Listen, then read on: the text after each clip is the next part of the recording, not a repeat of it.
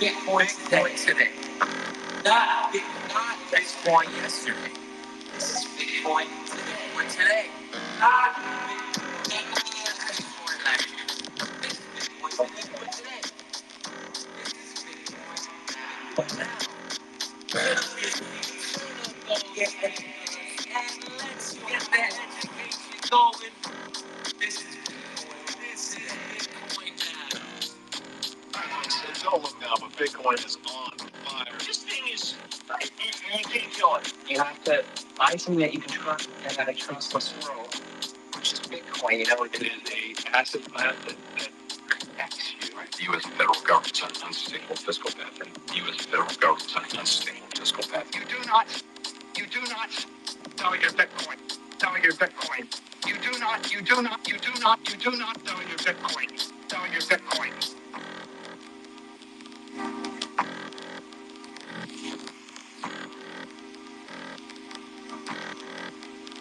Don't sell your Bitcoin, Terrence.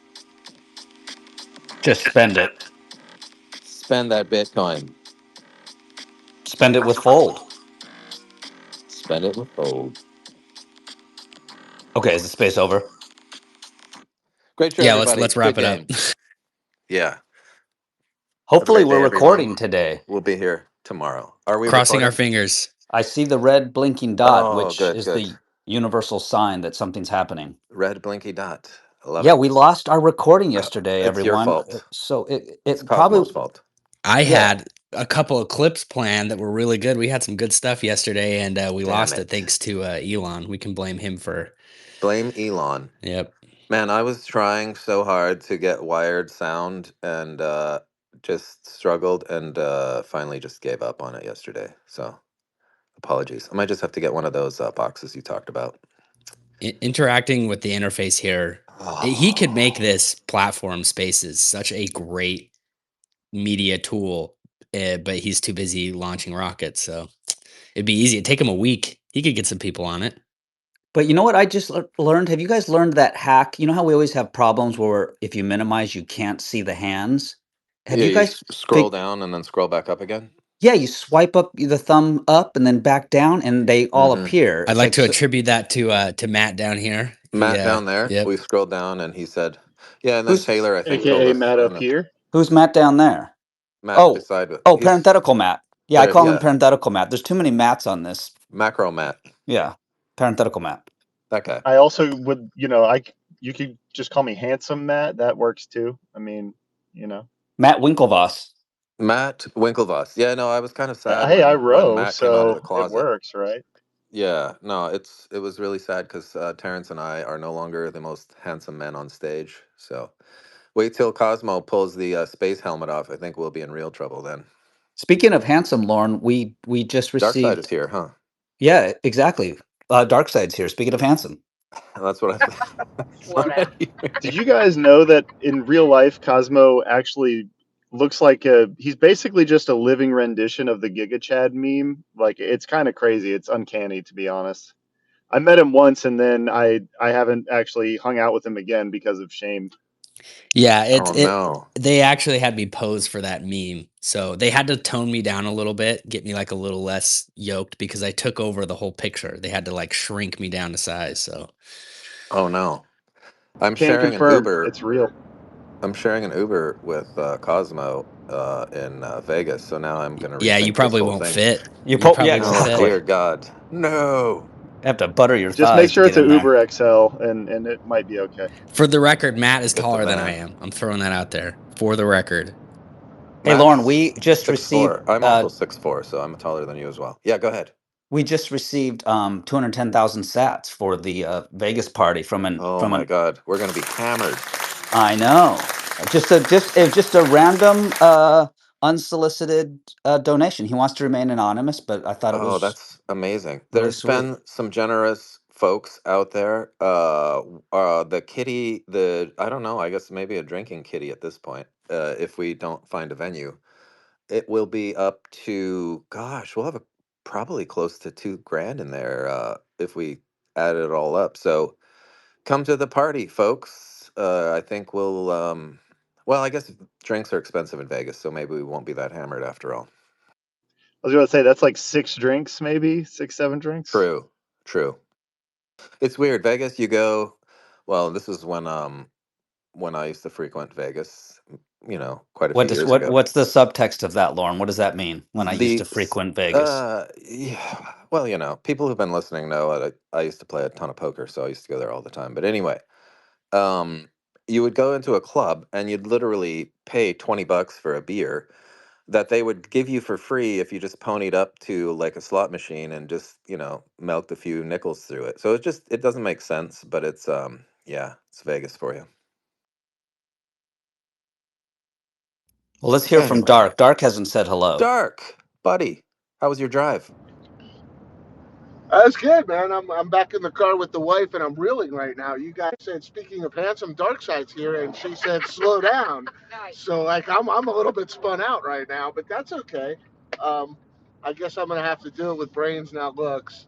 Um, I don't know what to say, man. I really like the way things are developing. I love the way Bitcoin's behaving, accumulation, and holding these levels. Just extremely positive, man. I mean, the Mallers news is just off the charts, right? Like that to me, Dark Side that opened the was can out of of left worms field. right here, ladies and gentlemen. So before Fold gets in here, I think we have to talk about it again. We talked about it yesterday. I think it's huge news. I agree with you, Dark. Keep We going. didn't Sorry, talk. We didn't talk much about it, so it would not be nice enough. to hear from Dark. I think you have been lurking on other spaces where they talked about it, but I haven't heard a thing. Yeah, so Cantor is going to back Mallers with $3 billion, something like 30,000 Bitcoin to kick off MicroStrategy 2.0. And look, I think the really big news here, and the kind of let's call it the first derivative of this whole news segment, is that MicroStrategy has what the people call the MNAV, or price to book. That's the price of the market capitalization of MicroStrategy versus the amount of Bitcoin they hold, the value of the Bitcoin they hold, and that ratio has kind of been used by the street to value MicroStrategy. And I think what we're going to learn is that MicroStrategy is trading below its replacement cost, and no one really talks about it. It's kind of something that hit me a couple of weeks ago, and I've been doing a lot of thinking about it. And what I mean by that is, what would it cost today if MicroStrategy decided to start anew? They had $100 billion and they wanted to buy 530,000 Bitcoin. Could they do it? Could they replace their existing Bitcoin with their market cap? And I would suggest they can't, right? So my back of the envelope math says that it would cost more than the market cap of MicroStrategy to acquire 530,000 Bitcoin. And if you think about it along those terms, then MicroStrategy, excuse me, is very cheap, right? So that's just a way to think about this. And we're going to learn, right, as Mallers comes in. And clearly, you know, there's going to be more and more of these, especially on a global basis. We're going to see more and more strategy 2.0s. And we're going to find out just how hard it is to acquire 50,000 Bitcoin, right? Like that's going to be the tell. That's my And question on this: is where is that 30K Bitcoin coming from? Are they going to have to buy it outright, or is it coming from holdings they already have? Do you know what the details are there? I have to believe they have to buy it Well, outright. I think it's an investment, isn't it, from Tether? Like it's part of the collaboration or whatever. I Yeah, think. so that's kind of my Yep. curiosity, is like, if it's already coming from Tether's treasury and they're just investing it there to maybe try to get a Bitcoin return on their Bitcoin, then that's interesting. I'm curious because, like, I'm already in basically full Boltard mode, as you guys know. So I'm just kind of trying to gauge, are we talking about even more buy side pressure, or are we just moving around 30,000 Bitcoin? And I guess ultimately it's just another signal that, hey, institutions are going to start really competing to try to acquire more, which is as bullish as it gets. But so the details are interesting to me either way. Well, it's pretty clear to me that they're not looking to stop at 30,000 Bitcoin, right? Like they're looking to go out and pull off the strategy 2.0. That's why, Cantor's involved, Tether's involved. The interesting thing about Cantor being involved is Cantor has been Strategy's sort of banker up until this last convert deal where they shift to Goldman and Morgan. And you got to ask yourself, is Cantor trying to get back into the game? Did they lose the Strategy account? I don't know. But That's interesting. yeah, that's interesting. Well, have you seen how the SPAC that they're operating under has performed? It did like 100% yesterday, and it's up 100% today. Has that That I guess is has that even been confirmed to be the SPAC that they're using? I heard that it was just rumor. It was just like casually no. mentioned. Jack Mallers went straight on all the news channels yesterday and said we're trading under CEP, which will convert to XXI, for their 21. Wow. So similar to what Fold did when Fold, I know they'll be here later when they had a SPAC. I forget what it was originally called, but they had a SPAC as well, and then it became FLD. Yeah, SPACs are interesting. I remember there was right after COVID, there was this huge fad, and there were so many SPACs, and everyone was talking about it and trying to get into them, and like more than half of them ended up like the deals didn't go through and stuff, and people lost a lot of money. I think that SPACs are a little dangerous if you're not super confident, but it looks like that the deal is kind of more or less done, and they're going to start moving forward. So might be a good place to put a few extra bucks, but I think if you're going to prioritize one or the other, I feel like MicroStrategy is still, a little bit of a safer place if you want, some extra vol on Bitcoin. Well, and we can go to Eric. I see Eric's hand up. But my understanding is that the difference is that MicroStrategy is a treasury, like they're holding the Bitcoin, and this new company 21 is going to be doing something with the Bitcoin. That's the part that I don't understand. What that means, that they're going to be doing something with the Bitcoin. Do you know what that means, Dark? Well, I could speculate that they will be doing bid bonds, right? And they will be raising money and entering maybe, Bitcoin lending, Bitcoin banking. And by the way, I believe that that's where Saylor's headed too. So I don't believe that Saylor and Strategy are just a holding company, a treasury company. I think that's what they are today. But he has mentioned many times the term Bitcoin bank. And it's hard for me to envision that Strategy goes anywhere else but to be either a Bitcoin bank or insurance company or reinsurance company. Real quickly for the audience, SPACs are special purpose acquisition companies, and they're funded. Basically, you're funding a manager or a management team with capital. They go public as essentially a pool of capital and a management team, and then they go out and look for a business to acquire. So when you hear that term SPAC, just understand you're talking about a pool of capital and a management company that goes public, goes through all the rigmarole to go public, and then they go out and look for a business to acquire. So that's what a SPAC is. So it's essentially a way for a company to go public without them going through the standard route of going public. Like it's you have a much better chance of going public with a SPAC, right, Dark? Because it's like an empty vehicle in a sense. Exactly. It's a vehicle intended to bring a private company public without having to file the immense amount of S1 work that it takes to get there. So it's almost like a preformed public company looking for a business.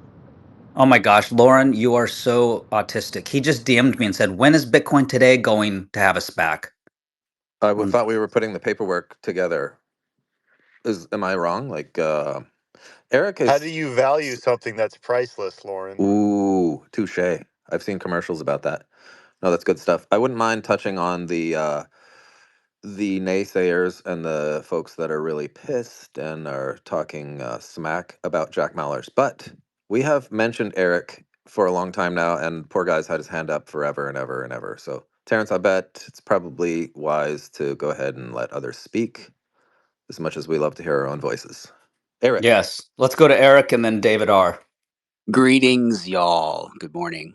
So I don't want to get too deep in the weeds, but what I saw yesterday, this is 42,000 Bitcoins, is not going to be a market purchase. This is taken from Tether and the other investors. And in exchange for this 42,000 Bitcoin that are being put it into the company.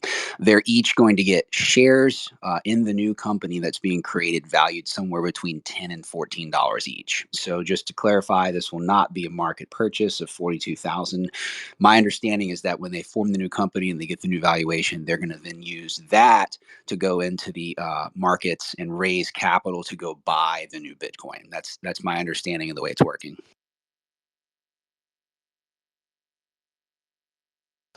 We're gonna go to David. David did send or post something. I actually put it up in the nest that gave a little bit more info. David. Hey, good morning. Yeah, there's that little chart they put up about the differences between strategy and 21. A couple of comments. One is, I mean, I think the play here is that it's like he's got all that Bitcoin. It's just sitting there fallow. We could do a lot better than that. You can make money off all that. You know, there's a lot of potential. So that's what we're going to do. We're going to get Bitcoin and we're going to put it into use. That's going to make it even more profitable for those that invest in our company to accrete Bitcoin, because we're adding to the capital by profiting off the Bitcoin. And excuse me. And so Morse code. But then, you know, there's risk, right? You lose it potentially. So I think that's the deal. What with Maller, I think one thing that I see. David, do you have a fax machine? It's very No, it's a phone that's right. okay, because there's PDF software. Okay. So it's a landline. So with Maller, the choice of Those still exist? what these companies come down to, it's trust, right? Like you're putting money into MSTR. What do you're trusting Saylor, right? What he could go off of, it's just complete trust in him personally. So I think there's something to that, right? It's like, who would people trust when you're custodying your taking your money and saying that you're going to custody their Bitcoin stack? There's a very large element of trust. And so maybe they thought he was somebody that people would see as trustworthy. I think that's a reasonable thought. And then another thing is I just wanted to mention, so I have a, tax deferred account, and I made some money on MSTR options, and looking at the way things are swinging around, it's like, this is getting too crazy. What should I do with it? And you know what I did? It's on Fidelity. I bought FTBC. So, and I was thinking about that. I haven't done that yet. Really trying to run a professional show here, David. Yeah. Yeah, David's So got to that, go reset the yeah, time on his lots of VHS people. player after this. That's my page are going off. Lots of people after me. The 8-track rewound. Yeah, but so Sorry, David. The FTPC is right there in Fidelity, real easy, just like click and you got it. And come on, talk about. I'd like to hear people's risk. Like, how can that hurt me? What could happen to FBTC as opposed to self custody, which lots of things can go wrong with that, right? That's not like it's without risk. Realistically, Barry that's Silbert. Fidelity. And how can they get my Bitcoin if I'm reasonably savvy and watching out? I just don't see that that's a very necessarily a bad play. It feels pretty safe. I don't have to worry about it, right? Just put the money in, let them custody it, and there's a little premium on the management fees, but it's going to mirror Bitcoin, and doesn't seem like too bad of a deal to me. And it's tax deferred, right? If I take that and I go buy Bitcoin, I'm going to have to pay tax. This is all inside of a tax deferred account. It's a pretty sweet deal, seems to me. You want to jump on that, Cosmo? Yeah, We I got actually good do. vibes So had his hand up first too, by the way. okay, Yeah, good. but co-host hands are up at all times. Oh, that's true. And Cosmo probably was gonna speak directly to David here. So go ahead, Yeah. Cosmo, If and you then weren't we'll jibber have jabbing, he would have been some done good already. vibes. I So apologize. I think some people are finding it offensive in the audience. But the hosts and the co-hosts are enjoying it. So sorry, guys. Go ahead, Cosmo. yeah, so a couple of things on that, David. I think that first and foremost, like there's a couple of ways to approach Bitcoin, and I think number go up is great, and I think it brings a lot of people into the space. I think the real power of Bitcoin lies in the self sovereignty, right? So as soon as you say you relegate your control over your Bitcoin to somebody else, then you don't have that ability, right? Which is one of the big reasons why it's attractive in the first place, is because you can control it. It's a bearer asset. You can send it wherever you want to anyone you want at any time, regardless of banking hours. And so I think first and foremost, you're kind of relegating that. Another thing, like if you're willing to go deep into the weeds, Dark and I have talked about this a couple times, but there is a book called The Great Taking, and it kind of goes through just the idea of what you actually own And realistically, even stocks that like you personally have claim to through your brokerage account, when push comes to shove, you don't actually own those. There was some legislation passed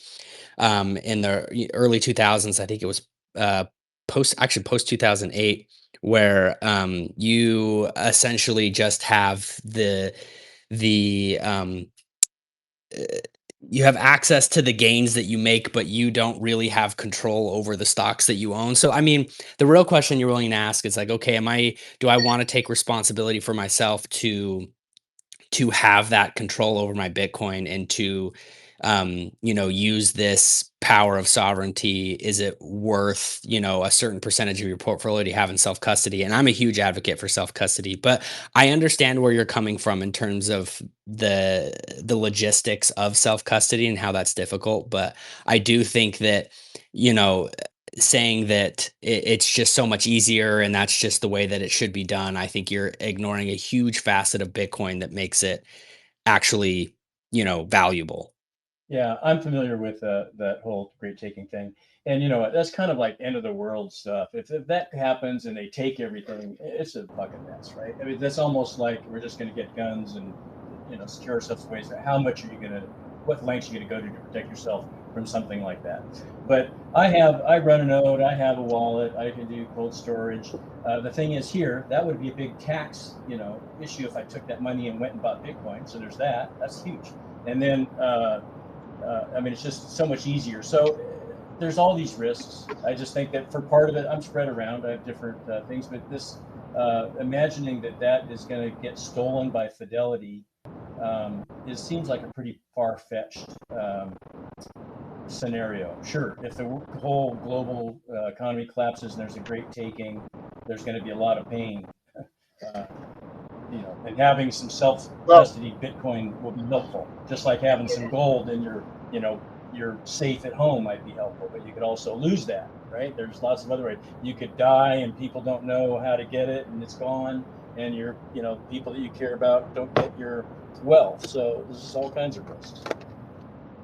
Go ahead, I think Dark. Dark's got a mic on the tire. yeah, Yeah. just address that real quick. It's not Fidelity taking your Bitcoin in a great taking scenario.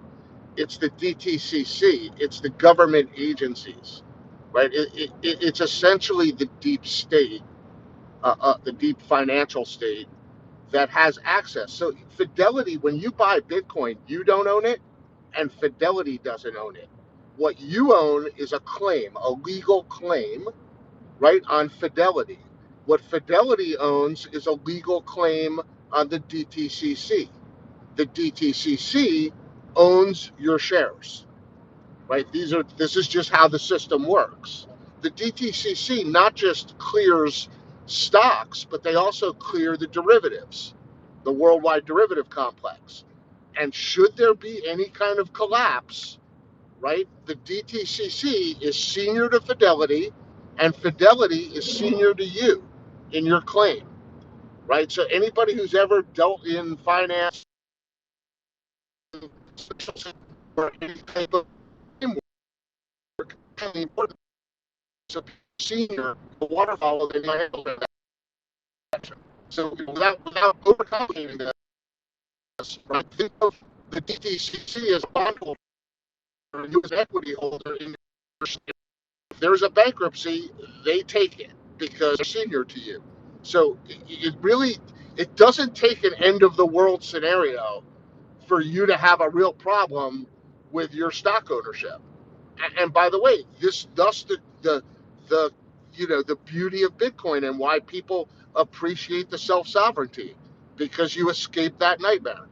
The thing is, balancing all these risks, that's a thought. On the other hand, in that scenario, then they just make Bitcoin self-custody illegal too. So you've got your Bitcoin. What are you going to do with it, right? They could easily and it's illegal, just like they did with gold. Turn in your gold. It's illegal to have now. So they could do that if they wanted to, right?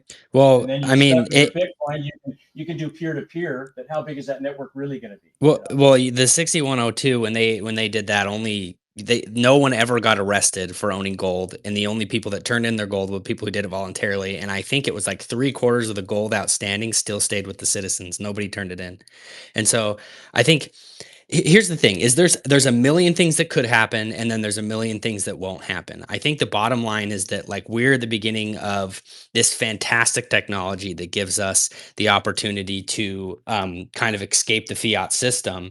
And I get that there's like a lot of conveniences. I own some iBit shares, and I'm okay with that. But I would say a vast majority of my Bitcoin holdings is in cold storage because I think that when we do make this transition to fiat to Bitcoin, it could go very smoothly or it could not go very smoothly. And I think that the time it takes to educate oneself about, how to take self custody, how to make sure that, in a circumstance where something happens to you, your loved ones can get to it and you can set it up in such a way that, it's borderline bulletproof. And I don't want to diminish, people who want to be like, look, it's just a lot of hassle and it worries me. I get that. And you should be able to use these other vehicles. I think just realizing the reason why Bitcoin is valuable is because I can take it into self custody, right?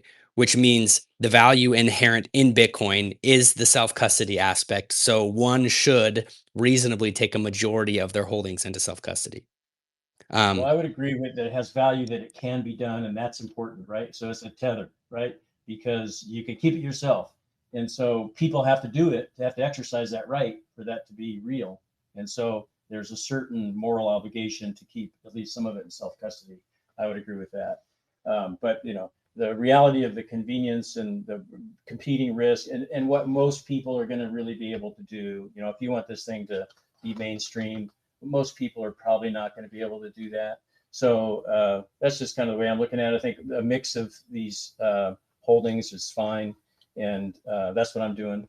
But anyway, the whole thing with the Fidelities, I just hadn't bought any of these things yet. I have Bitcoin, but I hadn't bought it. But it's quite convenient, and I just don't see how that's a huge risk to invest a portion of it into especially when it can be Hey tax guys, deferred. we're gonna just slow this roll on this one, just because we have our full rep in here, and Yeah, thanks. I got to go anyway. Thanks, yeah, guys. hey, thanks, David. We appreciate it. Sorry about cutting you off with the really lame jokes earlier, but yeah, we appreciate what you were saying.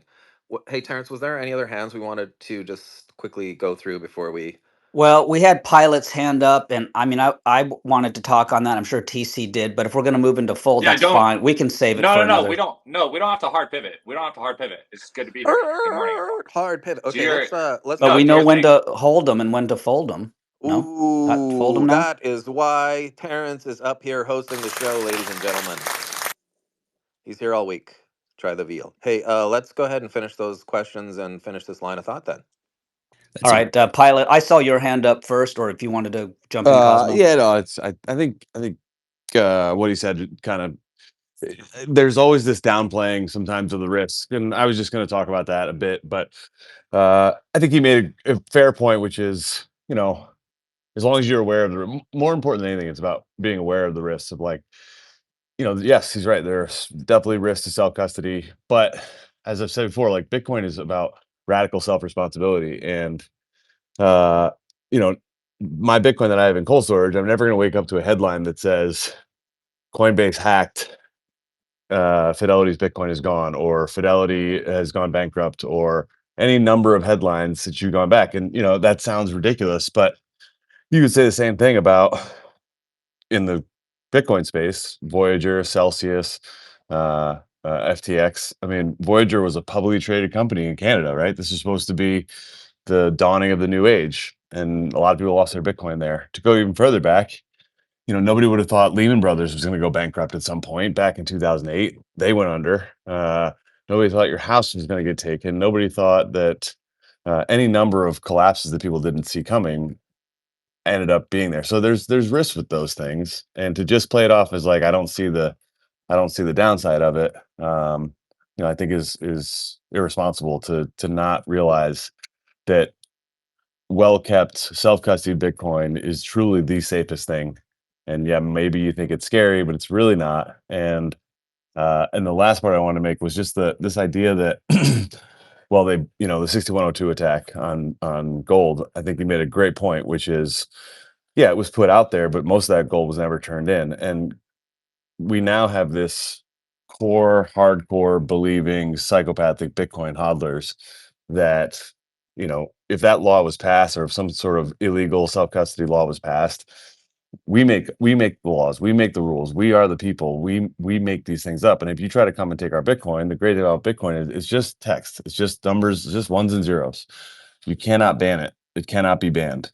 It cannot be it cannot be so that you cannot custody your Bitcoin any longer. And so this idea that, well, they're going to ban it as a throwaway statement that you hear a lot of times, and it's very clear that we understand that that is not the case. It cannot be the case. And if you're a true Bitcoin hodler, you can store your Bitcoin forever, regardless of what any entity, no matter what government, no matter what place you stay in, says about it. Really quick, I just want to correct something I said. Someone sent me something in the DMs. There were actually a few arrests that were made after the 6102 thing for having gold, but I think it was very few. There's like less than 10. And it was just like huge quantities of gold that were taken out of banks. So I just wanted to throw that out there. Yeah, those were symbolic, right? To basically scare the rest of the population into compliance. So there was a few very public arrests early on, but you didn't have a random mom and pop somewhere that had half an ounce of gold get arrested for not turning it in. Yeah, this is true. I just wanted to pile on to what Pilot was saying. China found PC, out. we use hands here, buddy, Yeah, and we're I don't use hands, and I appreciate that you guys let me we escape do. that rule. You are one of the few, sir. So go Just ahead. real quick. This is a fast one. This is not a long rant. The thing that China did back in 2021, they found out pretty quick. There's a great Andreas Antonopoulos talk or rant where he points out that like one of the reasons you cannot ban Bitcoin is because governments that do are going to basically be outed as being ignorant and looking actually like impotent because you cannot ban Bitcoin. It can be carried in your brain. It can't be forcibly taken from you remotely. Of course, you can imprison somebody and torture them and pull out their fingernails and get them to hand over a key. But the dynamics of the real limitations of confiscatability of Bitcoin make it so that that effort is just not gonna pay off for any government. The reason to hold Bitcoin in self custody is also because it's phenomenally easy. And I get agitated when I hear people talk about how difficult it is. It's literally, can you keep a secret? So ask any person, no matter their age, can you keep a secret? Can you write something down and keep it safe? Like that's it.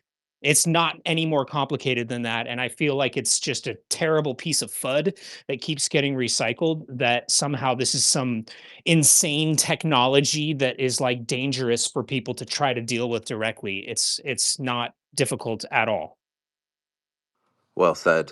Hey, we're going to pivot to fold at some point sooner than later, but we will go through these last four hands. Terrence, do you remember what order was of said hands? No, I don't memorize We'll hands. just randomly. It was Vibes, then Justice, and then Matt, and then 0.1. Good vibes. Handing it off to you. Hey, how's it going? I'm curious about the CEP thing. I may have missed the initial conversation. I just have a quick question. Like, when it converts to XXI, like, is it going to get revalued to like $10 or something? And then, like, does anyone think it's a good long-term buy? I think that's probably a good one for Dark. I don't know. He may be in a dark place right now. Throw one Bitcoin. Yeah, Oh, Dark. Sorry. Go ahead, buddy. yeah.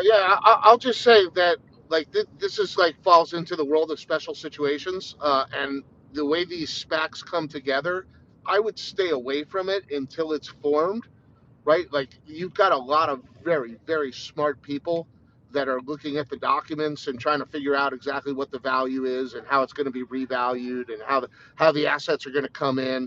These are complicated financial transactions, so trying to game the smartest guys on Wall Street usually a bad move. So I wouldn't play that game. If you want to invest in 21, I would wait until the docs are signed, everything's complete, the stock kind of finds its proper value, and then you could invest. But trying to outsmart Wall Street generally not a good move. Homie, don't play that. Well, this homie did, and we're rolling house money now because I set a really high sell order that popped today. So just gonna hold the stuff that they bought for me. But no, I only mess around with a small portion. I like Cosmo. And it's in a 401k that I self-direct. So I did play around with that, but I'm definitely with Dark on that one. This is purely gambling for my entertainment mostly, so it's not financial advice by any means. Cosmo, who's next? Justice, and then Matt. Hey guys, thanks for letting me up to speak. I just wanted to touch upon the part about self custody for stocks. So I've been listening to you guys for quite some time. I never really heard. We lost you, Justice. Justice not for all, I guess. I can do it too, Terrence. I can do it too. Who's next, Cosmo? Justice, we gotta Parenthetical reset you. We Matt's can't hear next. you, so And maybe then we hop lost down, the hop other back one. up again. So Yeah, parenthetical Matt. Well, mine was also on self custody, so I guess that's prescient. Um, just wanted to say that, I know a lot of Bitcoiners are big advocates for self custody. I am as well. It is an important thing. But there's also a harsh reality that people need to come to terms with, which is, at least depending on who you ask, somewhere between 50 and 200 million sovereign entities in reality can exist on the base layer. And I would lean much closer to the 50 million just because block space is going to become, I think, more and more competitive. Right now, it seems extremely cheap and easy to get your transaction into a block, but that is not going to be that way permanently, right? So you need to operate under the assumption, if you are trying to truly be a sovereign Bitcoiner, first of all, your UTXOs need to be above a certain size, so that you can afford high fees in the future. And then secondarily, I just don't think that what a lot of people try to get at is like, oh yeah, everybody's going to be able to do self custody and operate on the base layer, and that's just not reality. I don't think it's something that should be put forward out there frequently, that everybody can be a sovereign Bitcoiner on the base layer, because it's just flat out not true. It's really closer to 50 million entities at most, and that includes corporates, sovereign nations, and everything else in between, right? So if you as an individual want to be on that, let's call it privileged list, you have to get enough now and handle it in a way that actually allows you to continue to operate in that way in the future. And I just don't know that a lot of people have really fully come to terms with it. So whenever I have the opportunity to, I like to throw it out there and just say, keep in your mind, not everybody can actually be a sovereign individual base layer Bitcoiner. There is not enough block space. It is too scarce. But I Matt, isn't think that to a that reason? point, Isn't that a yeah. reason for people to do that? Because you're right, 8 billion people are not going to hold UTXOs on chain, and yet here we are in 2025, where still 99% of the population doesn't have a clue, and that actually is the arbitrage and the action call here, which is you.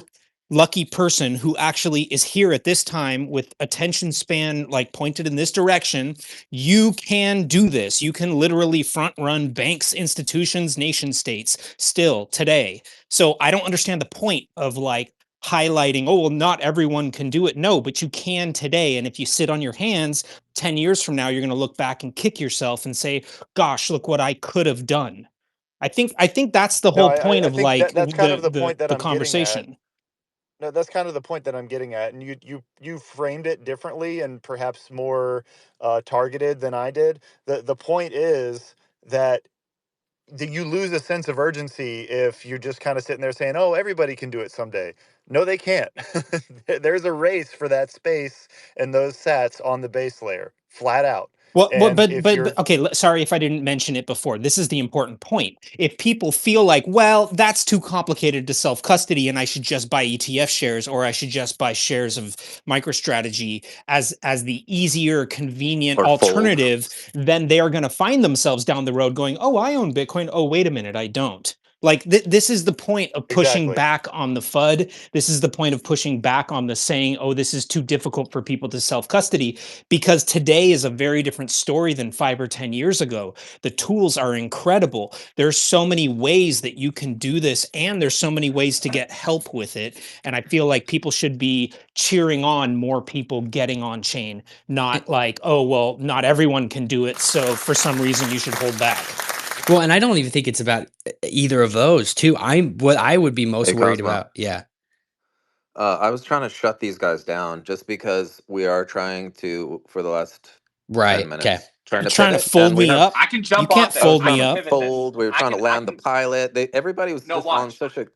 Watch this jump. What, Watch Brian? this Go jump ahead. right here. Go, go, Watch go. this jump right here. No, Okay, I was Justicles. listening. Hey, you guys, Justicles actually crashed and burned, and we'll give him another shot because he was one of the 4 that we were going to end it with. Justicles, are you back, sir? Because we hate to just leave you hanging like that.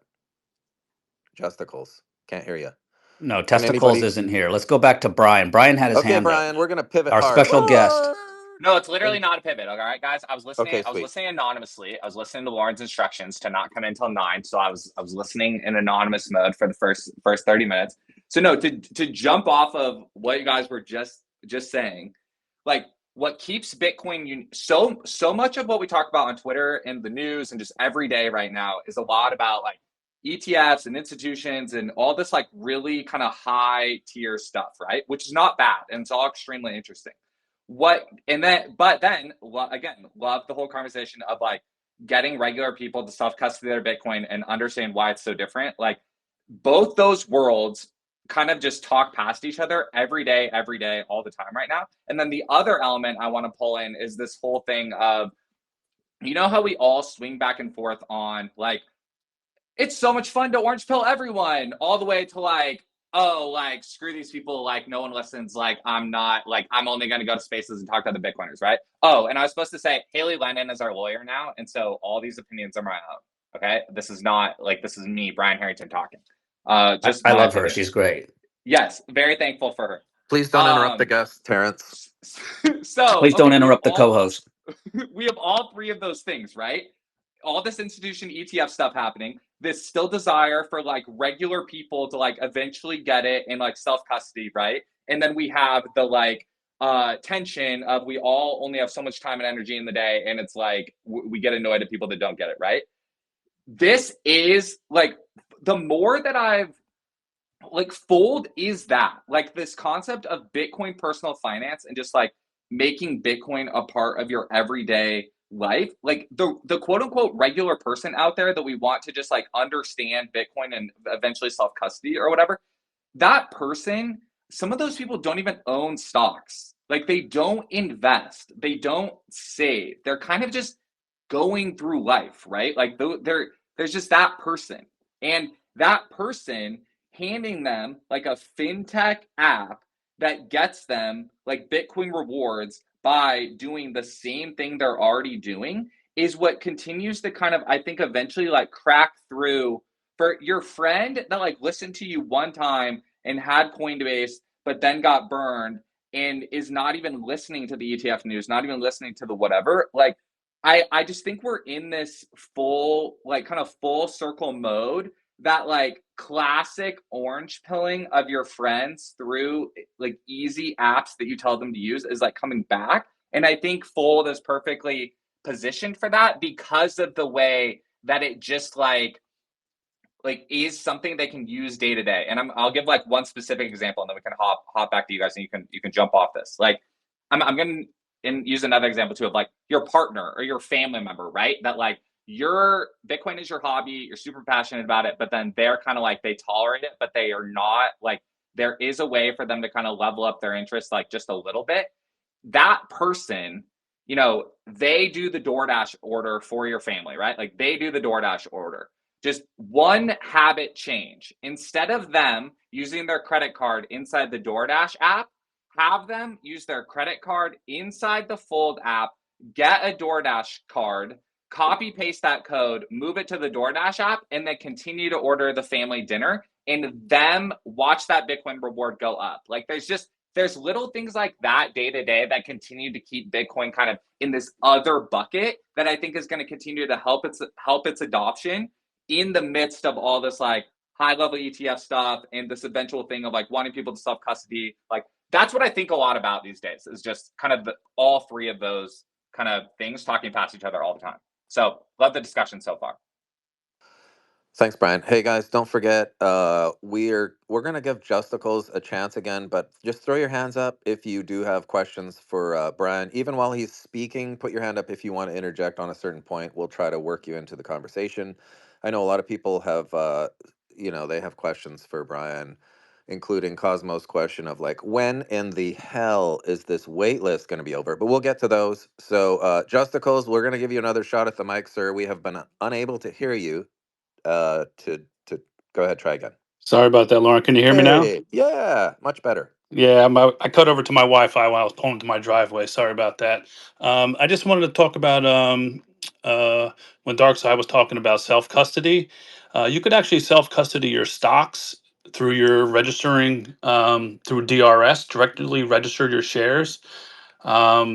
We've been doing that at GameStop with the computer share, and it puts it into your name. It doesn't put it into the street's name, where you get a voting by proxy through your brokerage.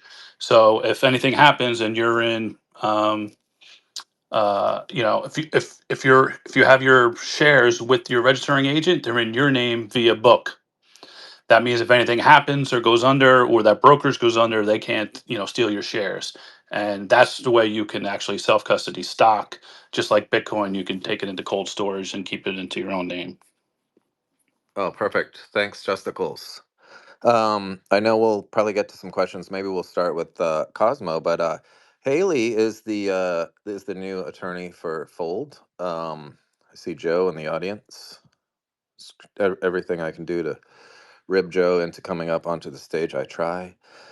We did have Will on back when I used to co-host with Fred a lot, and I believe it was right around the time you guys were announcing your going public. Since then, I believe this has happened, and now there's probably a million things going on behind the scenes, as you guys are now flush with cash, I assume, including one of the things that Cosmo's had a question about. Cosmo, would you like to start off this line of questioning, sir? Well, I don't necessarily have a line of questioning. I'm just sitting here with my terrible credit card, and I've been trying. Right? Well, here's the thing: is I signed up for one of those Robinhood credit cards, right? They give you % back, and so my thought was just move that into my brokerage account and then buy Bitcoin with it. But I was listening to the CEO Fold guy. I don't know. I can't remember his name, but he was on a podcast and Will. Will, yeah. It's I Will, think he isn't it? was TFTC, but I think the interesting thing is talking about like looking at all of the different rewards that you get, and I think that Marty refers to them as a shitcoin. So these flight rewards or these Amazon points, it's all shitcoins compared to Bitcoin. Yeah, DoorDash. and I get the whole like debit thing, and I like what Fold's doing with the debit, but I do think the credit card thing is the killer app here, and I'm super excited about it. But man, I thought that they were going to come out months ago, so I've been sitting here waiting for it and using my terrible card. So Brian, I am number 101, 475, 1032, 2021, and the list goes on and on and on. In give me one of place. your spots. I'm like 6,000 here, so Drop, yeah. I mean, I'm number. drop. I will never get it. I mean, drop it below. Drop it below. The waitlist ends at the end of this month, so drop it below. You still got a few more days to get higher. Yeah. I can respond to the stuff about the rewards and other rewards being less, and I can also respond to I like Revolt Age Films wrote in and he said, it's fiddly. It's effing fiddly buying gift cards, converting gymnastics, so on, so on. Damn credit. He wants a damn credit card to earn stats rewards. Absolutely. Like, absolutely hear you on that. And absolutely hearing what you guys said about the debit card too. Like, totally. Absolutely. And that's why, yeah, so that's why the waitlist is a thing. That's why that product is in development is a thing. Here's what I would say on like the other merchant offers that Fold app has and the reason why I lean on them. Well, first off about this, like to Lauren's point too, Fold's big now. Like Fold is big. We've added a lot of team members, and we are beginning to specialize into like focus on different things. And so I'll acknowledge that about even my personal bias of the way that I use Fold, the products I'm focused on every day, do lean towards our merchant offers. So just so you guys know that, like, we are beginning to kind of grow and teams are expanding. And so I do have an inherent bias on like what I think about every day. And I think about what Revolt Age just, I think about all that comment a lot of how it feels like a lot of hoops, right?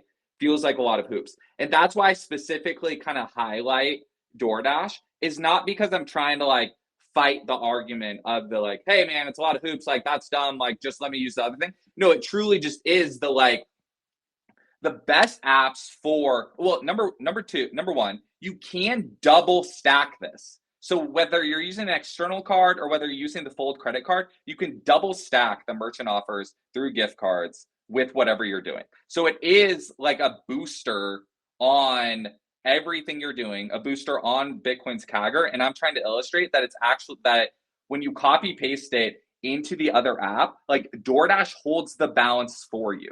Like I've talked to a lot of people about this. I've ran a lot of volume through this personally. And the most convenient ways are these apps that already hold the balance for you.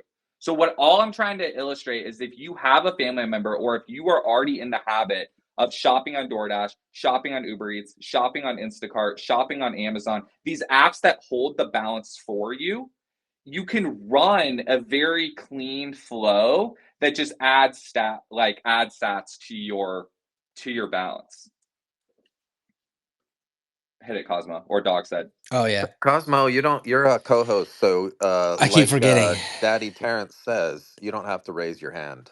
Go Yeah, ahead. so I think that is an interesting point because there is, when you're trying to onboard somebody into Bitcoin or kind of orange pill them, get them their first sats, that extra step, might be something that they're just not worth doing. That they feel like, it's harder. But with what you're talking about with like, you can just, buy 100. If you're someone who uses DoorDash consistently, you buy $100 gift card and you kind of throw it on there and then it just sits there when you want it. Right. So that does make it more simple. I got a DM from someone who has a question. They say, when Canada? So maybe you can address that too.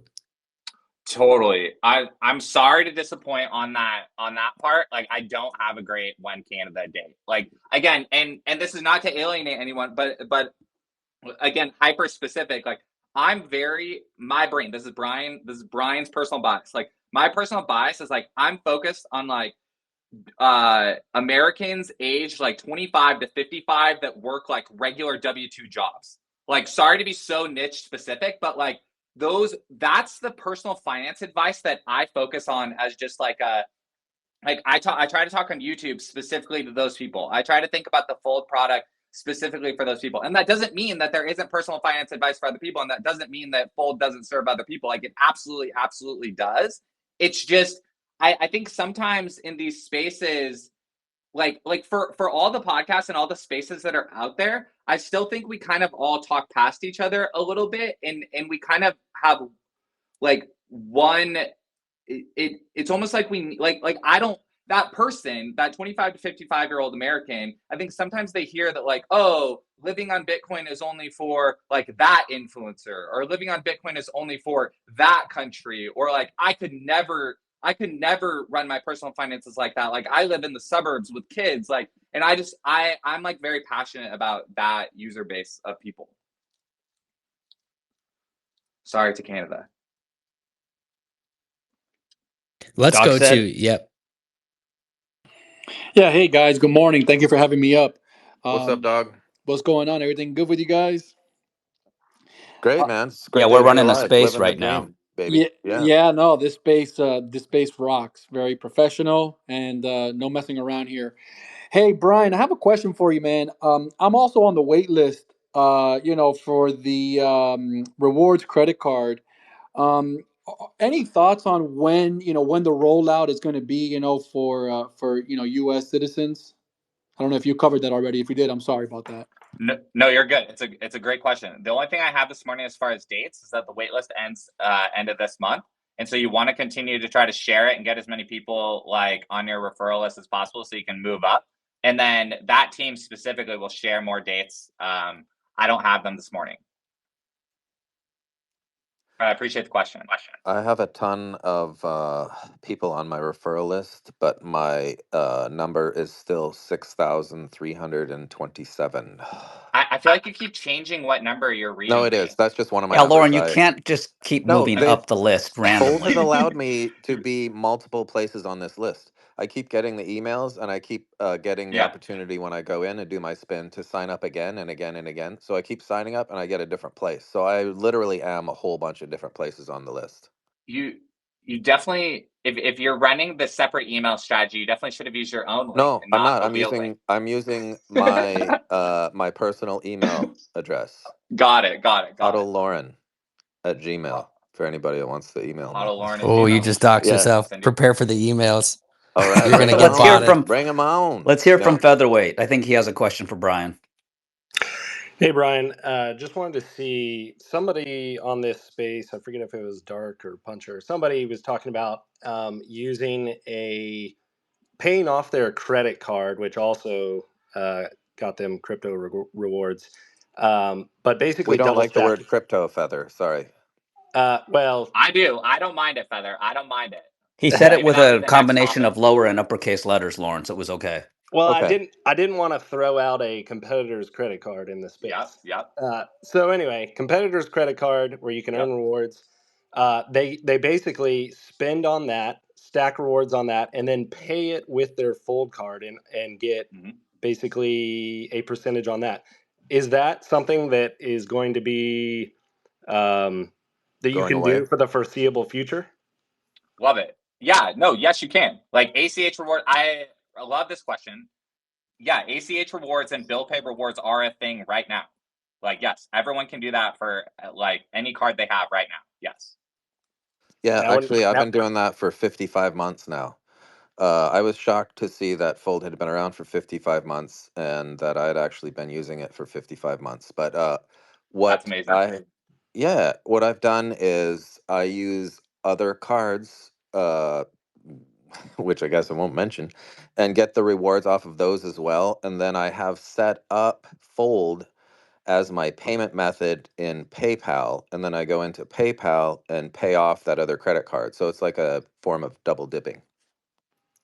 Let me hit off that, Lauren, because this is a good one too. And I like people that any questions are good today, guys. Like, because there's some people that push back on the PayPal hack, right? And I want to hit on that. There's multiple ways to pay your bills with Fold. You can go through PayPal and use your Fold debit card to pay it off. If your bill provider directly accepts debit cards, you can use the card for it. And also, if your bill provider only has account and routing number as a payment method, you can use that. In each of these methods, there is a path for rewards on Fold, but because the fiat networks are so confusing, sometimes that trips people up. All three of those methods are a little bit different. And so people have different opinions and different feelings about each one because they are different. But I just like highlighting that for people that all three are possible, all three earn rewards.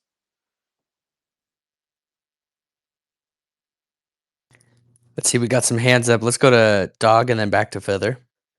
Yeah, hey, thanks. I just wanted to ask a follow-up question, Brian. Overall, in this industry, where you're using credit cards, getting paid Bitcoin rewards, how do you see the industry kind of unfolding? And what are some of the hurdles that, maybe you see in the pipeline that can maybe hinder the rollout of these products, across multiple lenders or institutions? Sure. So how do I see the space continuing to grow? Is that kind of like the guys already said, like Bitcoin rewards are better than other forms of rewards. Like the same exact reason why Bitcoin is better than fiat are the same reasons why having your rewards like coalesce to like a better currency that holds its value and the known monetary policy that can't be messed with and like all the value in the world is accruing to it. Like that's the reason why it's better than other rewards. And yeah, so and then as far as challenges, the challenges for Bitcoin companies are going to continue to be the same challenge that's always been there for Bitcoin companies, and that like the fiat system has like a ton of weird rules and weird hoops that they require Bitcoin companies to jump through. And just every day is like constant discussion about that.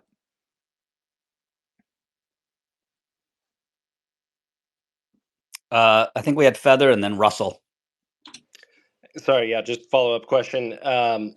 You mentioned it's available right now. Do you think once you guys release the fold card, do you still see that kind of double dipping feature being available? Like if you say spend on your fold card and then pay it off with your, or sorry, yeah, spend on the fold credit card and then pay it off Yep. with your like fold bank account, whatever. Definitely. And the reason for that is because we like transparent, like we want your business on that. Like we want to replace your Bank of America. Like we want to replace your Chase account. Like we want to be a Bitcoin personal finance tool that more and more gives Bitcoiners the ability to not have to use it. I call it an ACH node. Like the problem with the fiat network is that you're not allowed to run your own ACH network node. Like you have to be a fintech or have to be a bank in order to run an ACH network node. And what do I mean by that? The ACH network, like the account and routing number, the ACH network, the main way that all direct deposit and all bill pay happens in the United States, like that's the problem with the fiat system, is that's gate kept and you're not allowed to run your own node on that. And so using like an ACH network node like Fold that runs Bitcoin and runs dollars, we would love to win your business on like as much of that stack as possible.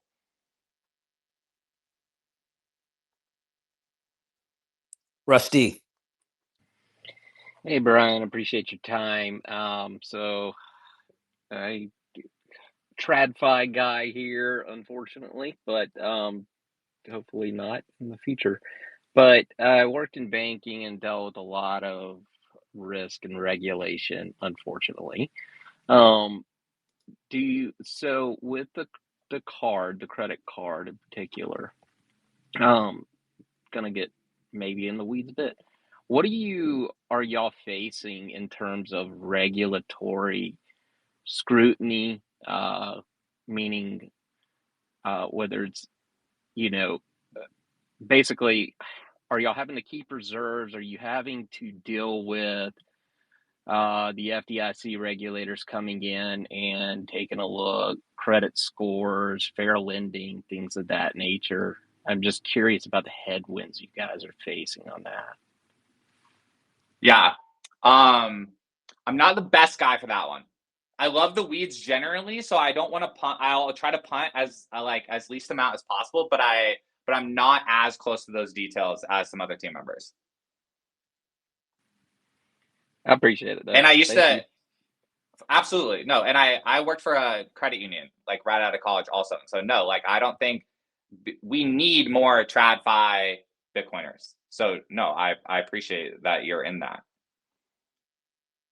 Yeah, it's that the curiosity is because of, I worked for a bank for a little while and we were looking into the dirty word crypto, but at the time, and then the fair lending came in and everything of that nature. So that's why I'm curious what you're facing in terms of credit scoring, Sure. and those regulatory risks that the company is facing, not the individual so much. So Absolutely. anyway, I appreciate it. Yeah, send me a DM and I'll try and I'll work on getting you the answers. Speaking of DMs, I just got a DM from Haley saying you're doing a great job getting all those disclosures out there. So Perfect. Great job. Good. I got my compliance gold star for the day.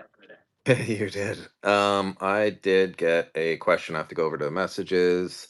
Ask him why the app still shows join waiting list, even though you've already joined. I think we kind of covered that. Also discuss categories. Are they already activated when you pay with your credit card, or is it specific like the gift cards? That's a question from DMs. Nice. Thank you, DMs. Why does it say join waitlist app? You've already joined the waitlist. I don't know the answer to that. Why are the categories already auto activated on the debit card? Yes. Categories are already activated on the debit card. Yes.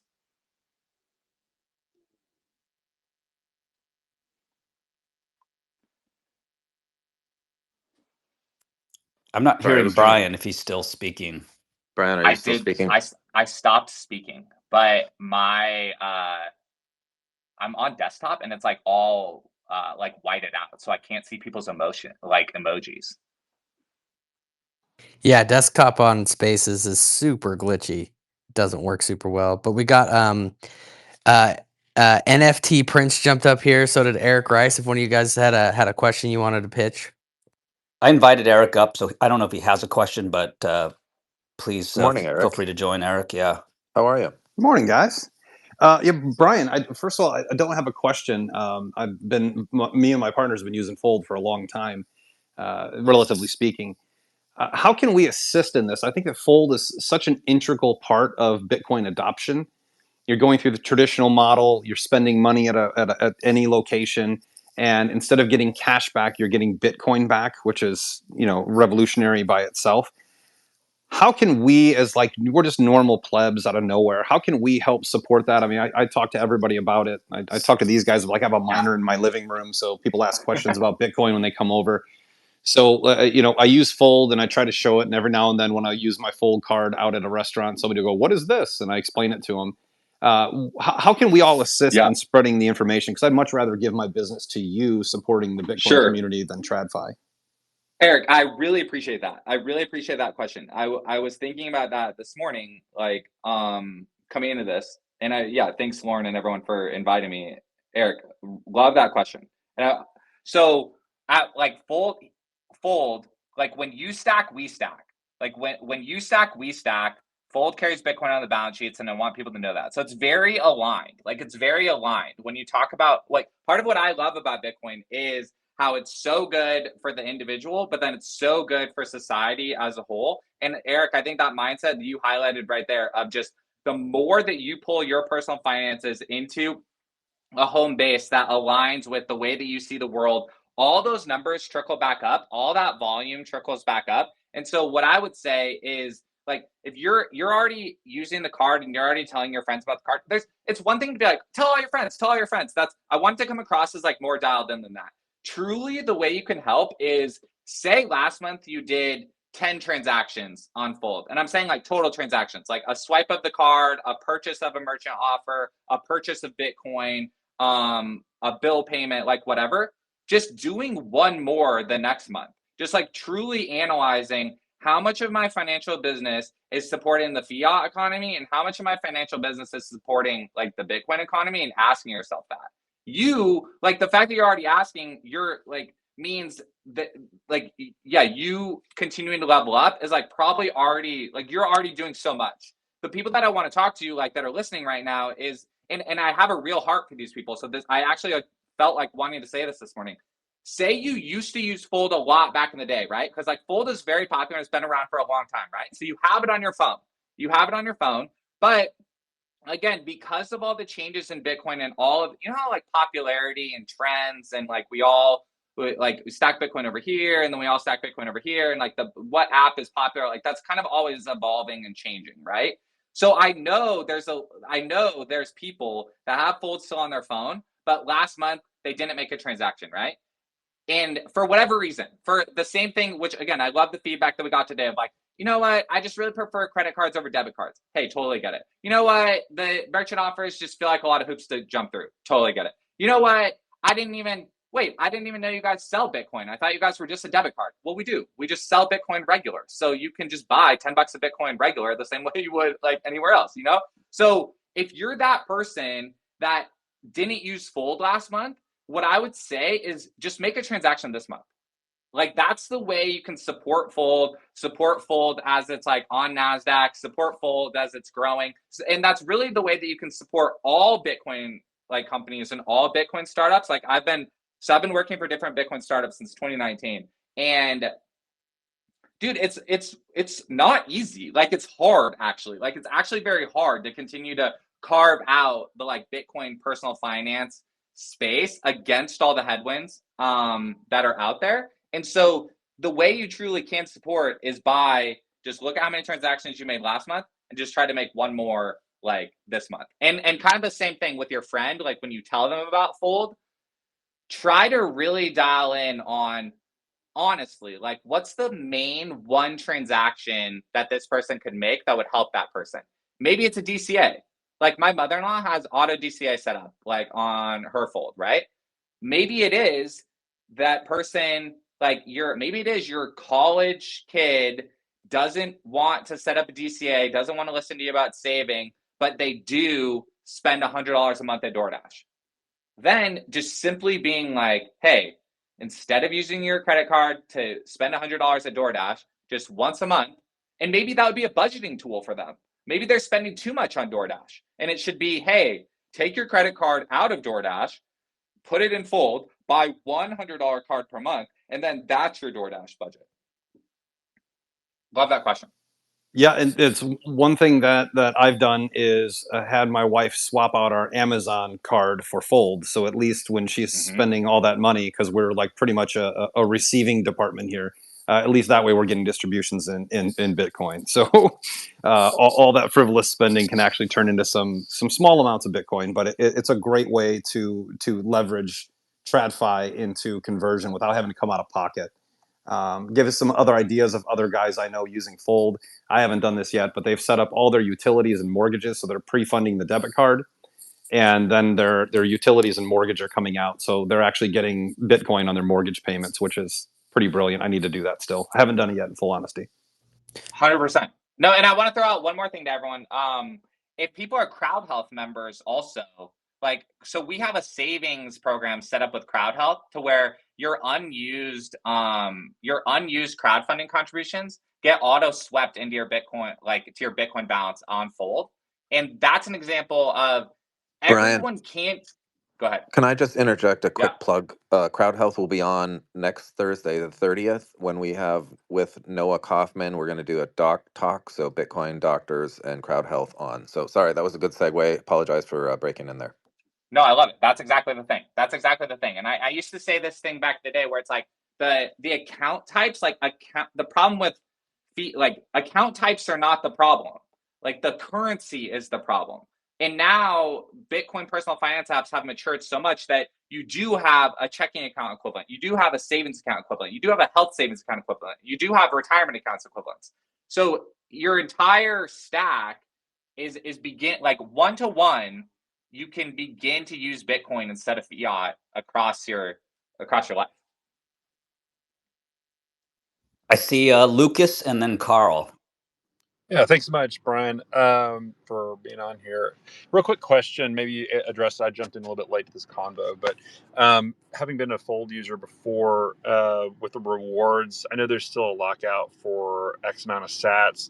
Is there any hope or is there any push to eventually do a Lightning transaction where you're able to withdraw your sats? You know, for those of us who are big into self-custody, even holding sats on there for a period of time, it'd be preferable to lightning those away to another wallet. Then you can get them into your own custody versus having to move them being the main network. Is there any push for that from Fold right now, or is it just kind of back end working on the credit card right now and kind of getting that rolled out? So it's a great. I'm trying to think of how to answer this. It's a great idea, and it's something that lots of people have requested.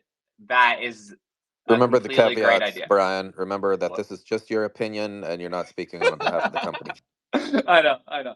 Thank you, Lauren, for the reminder. We need to set it as like the auto, like where you can just press the button and it's like the applause thing. We should do it. Like, I agree, though. I think this is a great point, and I've also wondered the same thing because transacting on main chain, I think you have to have a certain amount of Sats or whatnot. Yep. But with the advent of the new program, and depending on how it rolls out and whatnot, it's going to be an interesting thing. Like the evolution of Fold has been quite phenomenal. Actually, I was looking through old photos and I was screen recording when I was doing the old metaverse thing where you were actually in a treasure hunt and pushing the little. It was like, oh, I totally forgot about that. And then all the different wheels you guys used to have, and some of the wheels were like amazing. Where it was like I'd be out staying in a hotel, spin the wheel, and win like my entire hotel stay back. Like, it's just been a crazy evolution over there. Anyway, sorry, Brian, I Yeah. didn't mean to No, derail you, but here's the answer. The answer is like email support and make it known that you want that, and DM the Fold handle and make it known that you want that. And then also back to the question of like how you can support Fold, like you're making more transactions per month. Like when you stack, we stack gives us the ability to get more done on the product side. Like it truly is just that equation. Like that is the equation. yeah, Yeah. Brian. Somebody was asking about categories as well, because there's like like I have a card that'll give me 3% back in gas, and there's one that I have that will, okay, you can select, and this month you select groceries or whatever. Do you have any idea of how that's going to roll out in that regard, or is it just going to be a flat fee, or are you familiar with how it's going to roll out in that regard? I am not familiar enough on categories on the credit card to comment on that. Sorry, I think I cut somebody off. Terrence or Cosmo, did you see who's trying to Carl speak? and then Skidoo. Hey, hey Brian. So Lucas pretty much asked my question, so that kind of sucks. But yeah, the same. So I just wanted to piggyback on that because I recently finally orange pilled my mom like this Monday on her birthday actually, and so we are having this long chat. Long story short, she's like, okay, if you send me a little Bitcoin, I'll hold on to it. She's like, send me $20 or something. I'm like, okay, and then I quickly realized I couldn't figure out how to get my uh I keep Bitcoin on fold. I keep a few million sats. I couldn't get it off, or I have to send all of it. And I was like, oh, this is not really beneficial. Yep. So yeah, man, if we could get that product, and so I'll do what you recommended. I'm gonna send the team a DM. Absolutely. Send the Fold handle a DM and then email support and say you want custom Bitcoin withdrawals to be able to withdraw the amount that you want. Absolutely. Thank you. And that's really cool about your mom. No, I mean, really, I think the issue, Brian, is just I think it's just for a lot of Bitcoiners who love to use and live in Sats already, 100% over here.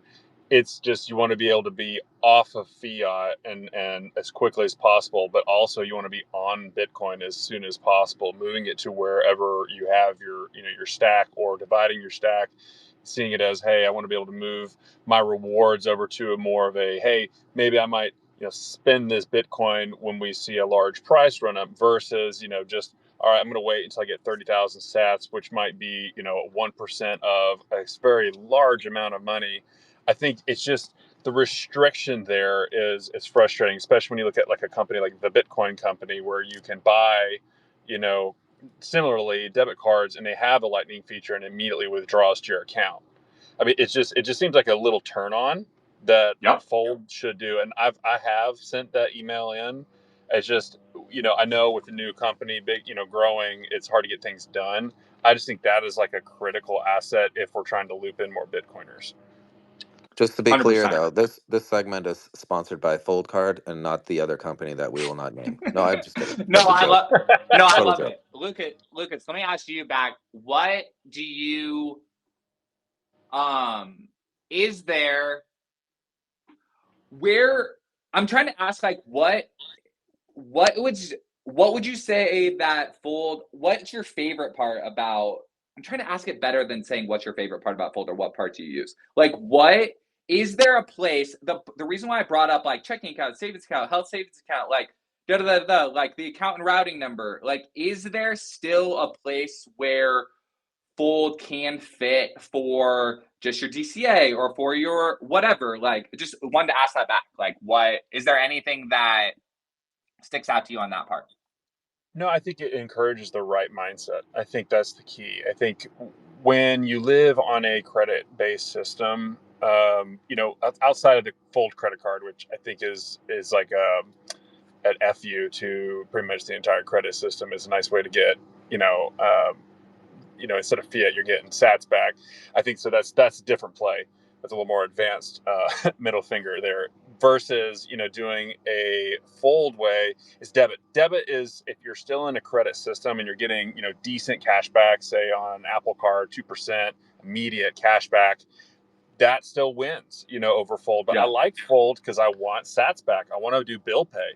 All that stuff makes sense. It's just the concept of I don't want to spend my Bitcoin. I want to be able to get my rewards back and move quickly, because bills add up and you want to be able to move that stuff. But if you're getting Sats back, you can fully shift to a Bitcoin standard for your own family. But if you're waiting for those Sats to come back, it just delays that, and it makes the burden more difficult versus getting 2% cash back on Apple Card, shoveling that over into Fold that way, ACH waiting a little bit, then buying Bitcoin. It's just it works, but it doesn't move as fluidly as it should with the technology that we have. It should just be a very simple roll those Sats out. But I like Fold because when I go out, I'd prefer to buy my gas. Like, I drive a crap ton. I mean, I drive a big truck here in Houston, and when I do that, you have to pay, quite a bit in gas over and over and over. Versus buying like a Chevron card, I can get like I forget what the cash bag is, 3, sometimes 5%. I'd rather get that back. I know what my monthly budget is that I have to spend on gas, so I'm already paying for that anyways via credit card, but I can get it back in Sats. Problem is the rewards, again, accrete very slowly. So you're not really, in my mind, I'm not getting them until I get enough, and it might take me months versus, doing cash back. I can then, move it over to any other Bitcoin buyer. Yeah. 100%. I want to build off that because I want to dig in on your flow, because so transparently, and I use the Apple Card too. Like, the Apple Card is my daily driver. Like, that's my daily driver until the Fold credit card comes out. And so what I do, like when I say the Instacart and DoorDash thing, like, I mean that. Like, I use my Apple Card. So we buy our groceries on Instacart. So the same way that how you're saying, like, Chevron, like, your Chevron is like, that's built into your day-to-day of how you live your life. Like, you drive, you get gas at Chevron. Have you stacked your Apple Card with the Chevron gift card? And then does that alleviate I hear what you're saying of wanting to withdraw the rewards faster. But outside of wanting to withdraw the rewards faster, how do you feel about the flow of all your expenses stay on the main credit card that you like using, but then you're stacking that with the Chevron flow in Fold? I think I get what you're saying, and just make sure I understand. I mean, essentially, I use the cash back to pay off the either the credit card, and then see that as like, hey, that's less that I have to roll over into paying the credit card. So, I mean, I do get the Chevron rewards. If I do buy a gift card. Again, the reason I've backed away from doing that on Fold as of recent is just the speed of getting it. It's just, if it's sitting in that account, I mean, and I can keep spending every day, but if I've got 6,365 sats sitting in there hanging out, that's $6, and as it keeps appreciating, that's great. But I'd rather be able to have that versus hey, I can do something, because my time's limited, everybody's limited. We want to be able to move at the speed of our money, and if the money's coming in, we want to be able to lightning that off. We want to be able to get it to where we want it to go. Hey, you know what, a big bill came up and I actually need to spend some sats. You want to be able to do that quickly, and not just sitting around hoping you accrete 30,000 sats. Then you're allowed. Again, the whole point of Bitcoin and the whole narrative around Bitcoin is not your keys, not your coin. It's your money, not the bank's. Right now with Fold, our rewards are being restricted, and those rewards need to be able to be moved freely. I think that's the key. Is Fold is right there. It's right there. I mean, forget the UI. I mean, there's other apps out there that might have a slicker UI. That's great, but it's the base features that you all have are right there. And for a Bitcoiner like me that lives 100% on it, I want to use Fold. I desperately want to use Fold. I want to be paying bill pay, because I'm so hardcore on no debt ever. Like, for example, I've got a huge equipment purchase that I want to make right now, that I have to make for my company, 20 G's, right? And to do that, I would love to put it on a Fold credit card, get all those sats back, then put all that cash that I have from a line of credit, put it into Fold. Fold then goes and bill pays that shit. But there's no credit card. We're not there yet. And I would do so, and I would be more in that mindset of having that be a part of my flow. But again, the withdrawal speed of the rewards is my number one. And I think a lot of people, I've been on a couple other exchanges. That's why I hung around. I actually got to go do some work here in a minute. But in general, I think if Brian, you can go tap the door on everybody and say, hey, look, the speed at which we are able to get these rewards off is critical. I think you'll open yourself up to a lot more Bitcoiners if you open up the speed of withdrawal. The speed of withdrawal, because I want to be able to get it off, because I mean, Fold could get hacked and things could be taken off, and there's always a risk anywhere unless it's in your own cold storage, and that is like the principles of Bitcoin. If it's not in your cold storage, it's not yours, and I think that's the key for me. I think that everything else is correct, 100% correct. Everybody else is encouraging. I think spending Bitcoin. I have been using Strike for a long time. I love Strike, but I ain't paying bill pay through there with my Bitcoin. It's still coming out of a fiat. I'd rather spend fiat on stuff and stack sats aggressively as I can. But I can do the same on Fold, but I can't get any rewards off very quickly. So it's like a rub. It's like I would switch tonight if I could move all my sats off anytime I want, when I want. I think that is the pure and simple. The big positive of Fold is that you guys are moving things forward, but that simple thing, I think, limits a lot of Bitcoiners. That's pretty much where I'm at on all of it. Sweet. No, I think that's good. I love that you dialed in on exactly what it is. Yeah, that's great feedback. Hey, I know, Brian, when we set this up, we put in about an hour for you. So if you need to make the how does it go? The Irish Irishman goodbye. exit? Irish The Irish goodbye. goodbye. Thank you. I You're gonna always have It's to not an log that one Irish away. goodbye if you tell them it's an Irish goodbye. They just have to what kind of leave. is that a Canadian goodbye? What does it become then? It's I the don't know. Bitcoin Anyway, Spaces goodbye. okay, Bitcoin It's a Spaces goodbye. Skidoo, we Protestant haven't forgotten goodbye. about you. We see we see that hand. Yeah. I'm good. So Yeah, I'm good till like 10:10. 10:10 and no more. Skidoo, Yeah.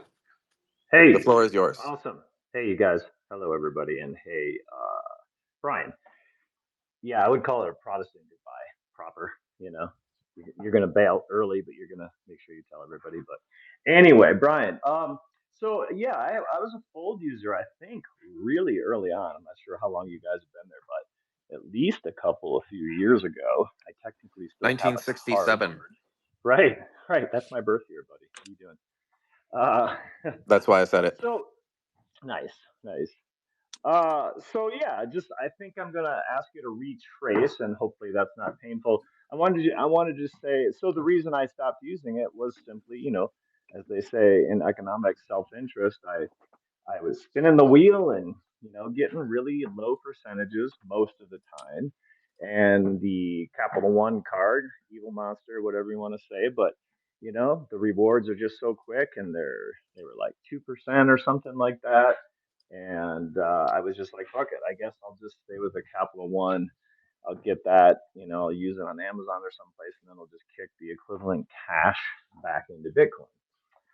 So I kind of stopped using it. And so so two questions. First one is, can you give me a 30-second or 1 minute pitch why I should come back?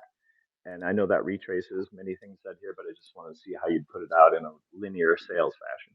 Second question is, yes, as a Bitcoiner, I'm super concerned about Bitcoin becoming a medium of exchange. That's what got me into it back in 2012, 13, and it just bums me out that it doesn't function much like that. I mean, I know there's giving little tips and shit on all the apps and stuff, but even less than in 2014, there's less places to go to, less coffee shops where I can exchange for it. So I'm wondering how the use of Fold or any other of your competitors helps contribute to Bitcoin as a medium of exchange. All right. Look, 23 Skidoo, you're the reason why I came here today. Okay. Not to be dramatic or whatever, but you, Sure. and Eric's question earlier about the how can I help more? I think it was Eric. Like that, I'm not kidding. Like Lauren invited me. That question is what I want to answer. Okay. Can everyone, Okay. Lauren, I can't see people's hands or whatever right now, but can people raise their hand if they are in the same bucket as 23 Skidoo? Used to use Fold, switch to a different card. They just want to know. 97.3% of hands have been raised. Yeah. Okay. So yeah, people raise your hands if you kind of agree with what 23 Skidoo is saying. Okay. All right. So the sales pitch. All right. Sales pitch on Fold for that person, that persona, and then my comments on Fold helping Bitcoin become a medium of exchange. When I joined Fold about a year ago, actually, April of last year, okay? And what I came onto the team to do was a big thing I said internally was like, hey, I don't want to debate debit card versus credit card with people anymore. I don't want to debate debit card versus credit card with people. I'm not going to debate debit card rewards versus credit card rewards. I'm not going to do that because, and I'm speaking to you guys like you're my friends because you are my friends, and because I gave like the Haley disclosure, like I churned using Fold because of that same reason. Okay. So why did I come back? The reason why I came back was because we need a Bitcoin checking account. Like we need a Bitcoin checking account in order to get people off of fiat banks. And so what should that self-interested person do that has a credit card that they already like? One, they should get on the Fold waitlist for the Fold credit card. Totally. And a lot of people here already did that. What should you do in the meantime today? Absolutely today, because I love talking about today. What you should do today is you should look at the merchant offers on the gift card tab, and you should pick one place. You should pick one place that you already shop at recurringly, and you should lean into using that merchant offer. You should just lean into using that merchant offer. And if that's $100 a month on DoorDash, if it's $250 a month on Instacart, if it's $500 a month on Amazon, whatever it is, you should stack your preferred credit card with that merchant offer and use that as your one transaction per month on Fold so that you're in the ecosystem, okay? And then build from there, okay? Build from there. Slowly ramp up to sending a part of your direct deposit and getting paid in Bitcoin, okay? But build from there. Just self-interested, you already have your preferred credit card, stack it with one merchant offer, one gift card at a place you already shop at that is the least imposing on your time, least imposing on your flow, okay? That's how you get back in Fold Bitcoin rewards, okay? And then to the second part, because I love this second part and I'm passionate about the second part too. The way that Bitcoin continues to become a medium of exchange and continues to be treated as money is, look, in the same way that I can go to an ATM and I can withdraw like cash from the bank, right? And then I can shop in the cash economy. That's the same way I think about Fold, okay? So the Bitcoin you buy on Fold and the Bitcoin that you earn as rewards on Fold, I withdraw my favorite wallet right now, and everyone can have whatever their favorite wallet is that they like. My favorite wallet right now is Aqua, okay? And the reason why it's Aqua is because it has Lightning and it has Liquid, and it has the ability to transfer it from on-chain to layer 2, all inside the same wallet. So I hear what you guys are saying about not having Lightning withdrawals on Fold. Totally get it. One thing that I think is going to happen, I think layer 2s are going to become a lot like, you know how right now we have like Visa, MasterCard, American Express, Discover, those are all just brands of the same rails. That's what I think is going to happen for layer 2s of Bitcoin. And so all of the exchanges, all of the apps are constantly going to be like, and you guys are going to say like Lightning's been around for a long time. Totally, absolutely. There's always going to be a lag behind the apps supporting your preferred layer 2, okay? So the wallets, your wallet where you self-custody the Bitcoin is always going to be ahead of the exchanges on layer 2 support. So the main thing you should do is you should pick your favorite layer 2 wallet and have that. And then it's like Fold is your like Bitcoin and your ACH routing node, and then you have your preferred wallet, okay? And then so you withdraw your Bitcoin that you purchased on Fold, withdraw your rewards that you earn on Fold to your preferred wallet, put it on your preferred L2, and then that is your circular economy wallet. And then I would say that gets into my classic, like the reason why I think meetups are important, that every single town across the United States, across the world, but across the United States, like ideally has that one bar, that one restaurant, that one coffee shop that takes Bitcoin. And all the Bitcoiners in that area have to rally to that one place. And that's not easy. Not everyone has it. But the pub key model in New York, and by me, it's called Grey Wolf Brewing. So if you're in Southern California, there's two places, Grey Wolf Brewing in Norco, California, and then Sushi Delight in Lomita, California. It's in kind of South Bay, LA. Those are two restaurants take Bitcoin. And in my opinion, all the meetups in Southern California should be rallying to those two places because that's what keeps it all in-house. Like that's what keeps all of the economic spending, all of the economic kind of weight in-house. And so that's my pitch on what you should do if you have a preferred card that you use. And that's my latest thoughts on how the circular economy continues to develop. Cool. Thank you, buddy. I appreciate it. As a closing note, it does seem like the biggest thing we're struggling with, and it overlaps with your last little bit, is getting vendors, getting the actual restaurants and vendors to to be interested in Bitcoin, accept Bitcoin. Like I said, it almost seems like people were a little bit more interested in 13, 14, probably because it was newer to them. So it was interesting. And now it's kind of like this, just around, it's just kind of passe, and there's no obvious reason to them why they should accept it, except for that they have to do more work to accept it. So that's, yeah. Totally. I can go deep on that. So 2013, 2014, the most well-funded companies were the payments companies. But then what happened was the Austrian economics took over, and they became the most popular Bitcoin influencers for a long period of history.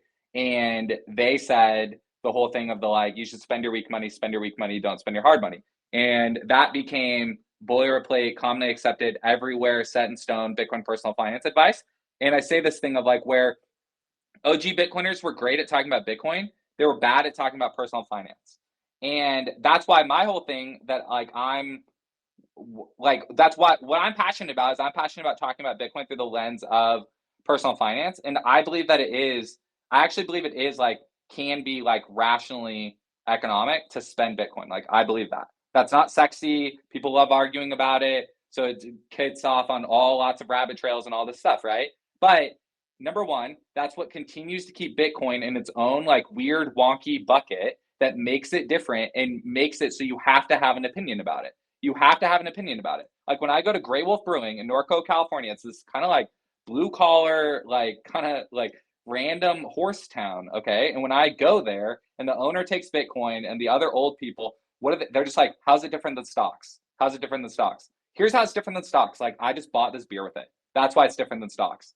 And having that thing just right there matters. That is what continues to keep Bitcoin kind of moving forward. And so whether it's physically passing Bitcoin for the good or the service, or whether it's using an ACH network node like Fold to pay your bills from a Bitcoin balance, holding your money as Bitcoin and converting it into dollars when you have bills to pay, I do think that more and more, I do think that's economically rational, and I do think that more and more people are going to start doing that.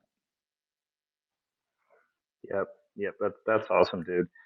And just to say, my first two purchases of Bitcoin were off of the now defunct, or actually shut down by the federal government, localbitcoins.com, and one sale. And God, it was just so awesome to do that. Just look at a network, meet with people locally, flash your QR code. Awesome. I'm so sad it's not around. Super awesome. We got to meet the business owners. We have to meet the business owners. It's all about it took me a long time. It took me 5-6 years of intentional networking in Southern California to meet 2 restaurant owners. A long time before that, it was a lot of years of the restaurant itself not taking Bitcoin, tipping the bartenders, where we would make friends with the bartenders. It's all about meeting the owners, and the owners have to be bought in on it. And then also, you have to not overcomplicate it for them.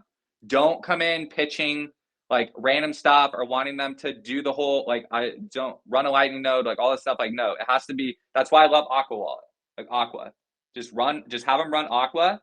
And again, if you guys really crush it, and I would really say PubKey in New York, where the owner is they're there every day, they do enough volume, then step up to Zaprite. But really, for a whole 1 year, 2 years, multiple years, just run it on the wallet. Just run it on the wallet. And this is also why I like weekly meetups over monthly meetups. It takes a lot of time, but the same way that you guys show up here, and Lauren and Terrence and this team, they show up for the people, and they show up. It's the same thing in person. We show up for you people. We show up. Yeah, it's the same thing in person. And so your town can do that. Every town can do that. Yeah, so what's absolutely. your number one sales pitch to a vendor about why they should start taking Bitcoin?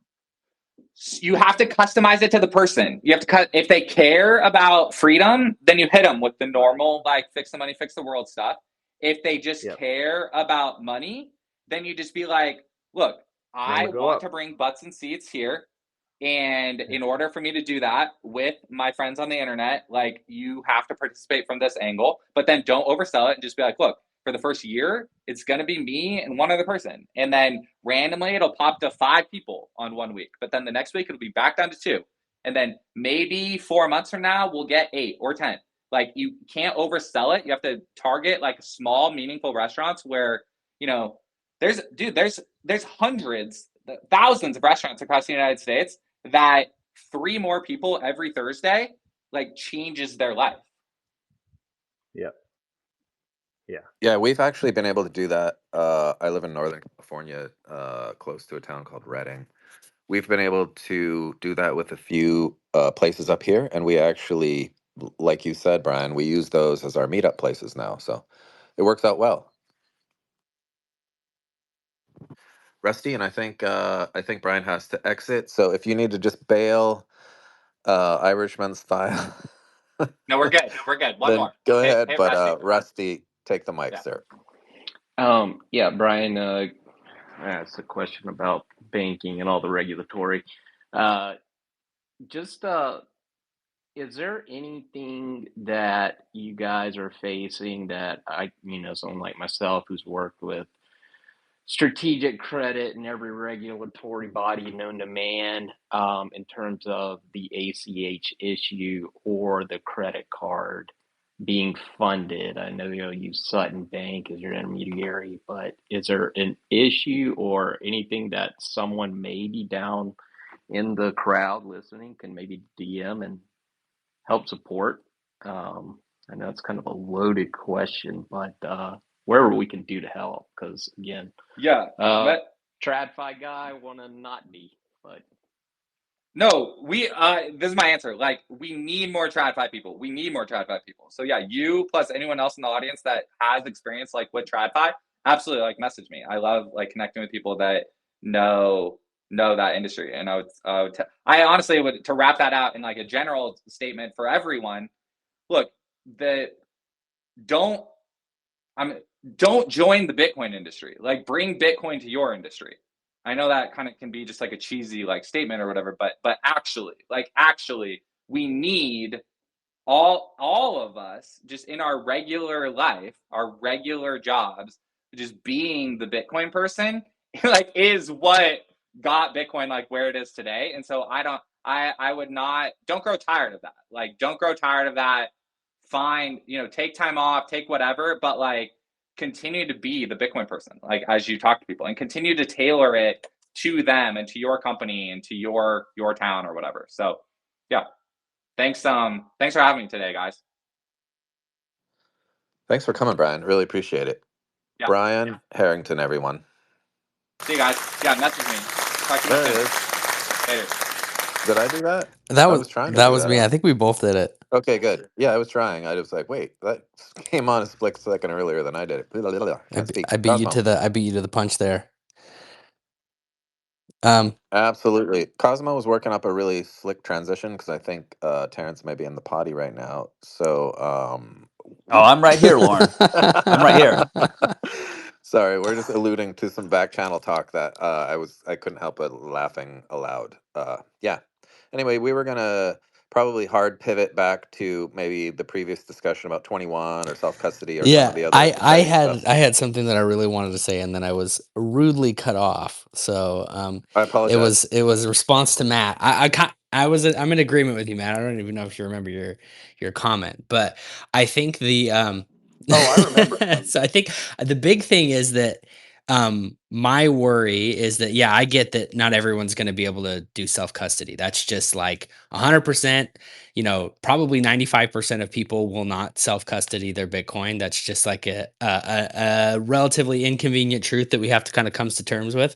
I think that you are at a significant risk being this early, though, because we are early enough to where the infrastructure is probably 2% as good as it's going to be in 2 years, in 10 years. Your Bitcoin is at risk, just like 10 years ago. things were a lot sketchier than they are now. Things are going to be a lot safer in 10 years from now.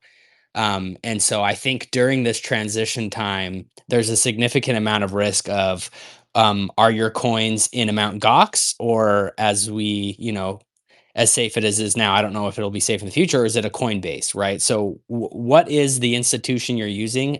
Is it going to survive this transition period, or is it not? And my thought is just like, as scary as it may be to do self custody, that's something you just have to get comfortable doing as we transition from the Wild West to more of a like a different atmosphere. Could I just respond to that? Like, I Yeah, think the one concern that I would have here is that a lot of the time the conversations become very binary, and they're either you must do self custody or self custody bad. And I just don't really agree with either stance. And it's not what I do personally. I have a distributed custody model, right? Where I have some self custody single sig, some self custody multi sig, and I have some that I hold with institutions because my biggest concern for myself at least is having single point of failure on my entire stack. And I think that, while I don't have a huge amount in fiat terms currently, in Bitcoin terms, it's at least a meaningful amount to me, such that I choose to distribute what I hold across multiple different options, because what I'm trying to avoid is making one mistake and losing everything. And I feel like that's the side of things that just doesn't get discussed enough. And it's why I don't think it's really an issue to have some in custody with a custodian. And there's a bunch now that are far better than what the options were in the past. And I don't really have a single individual favorite, right? I have some with River, I have some even with Strike and a hot wallet.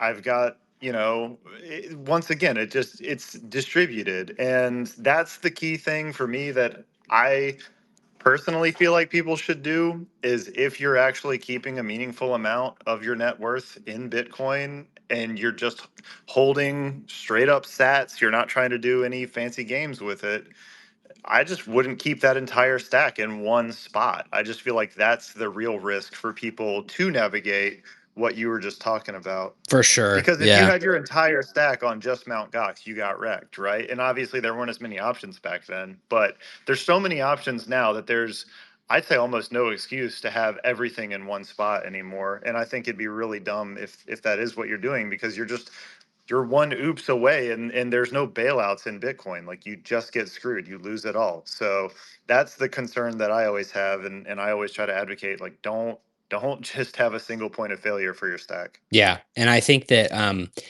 I mean, it's the same thing both directions, right? You don't want just one um address or one wallet where you're keeping everything even. You probably want a couple, and you also don't want to pull a plan B and just take all of your Bitcoin and throw it on and have BlackRock throw it in and redeem it for IBIT. So I think that there's a medium to run there, and I think that the funny thing is, as we go on, the odds of plan B's situation working out for him is probably pretty high, right? And so I think that as things get more built out, there's going to be less oopsies with these larger financial institutions. And so, I mean, but diversity I think is important in terms of custody.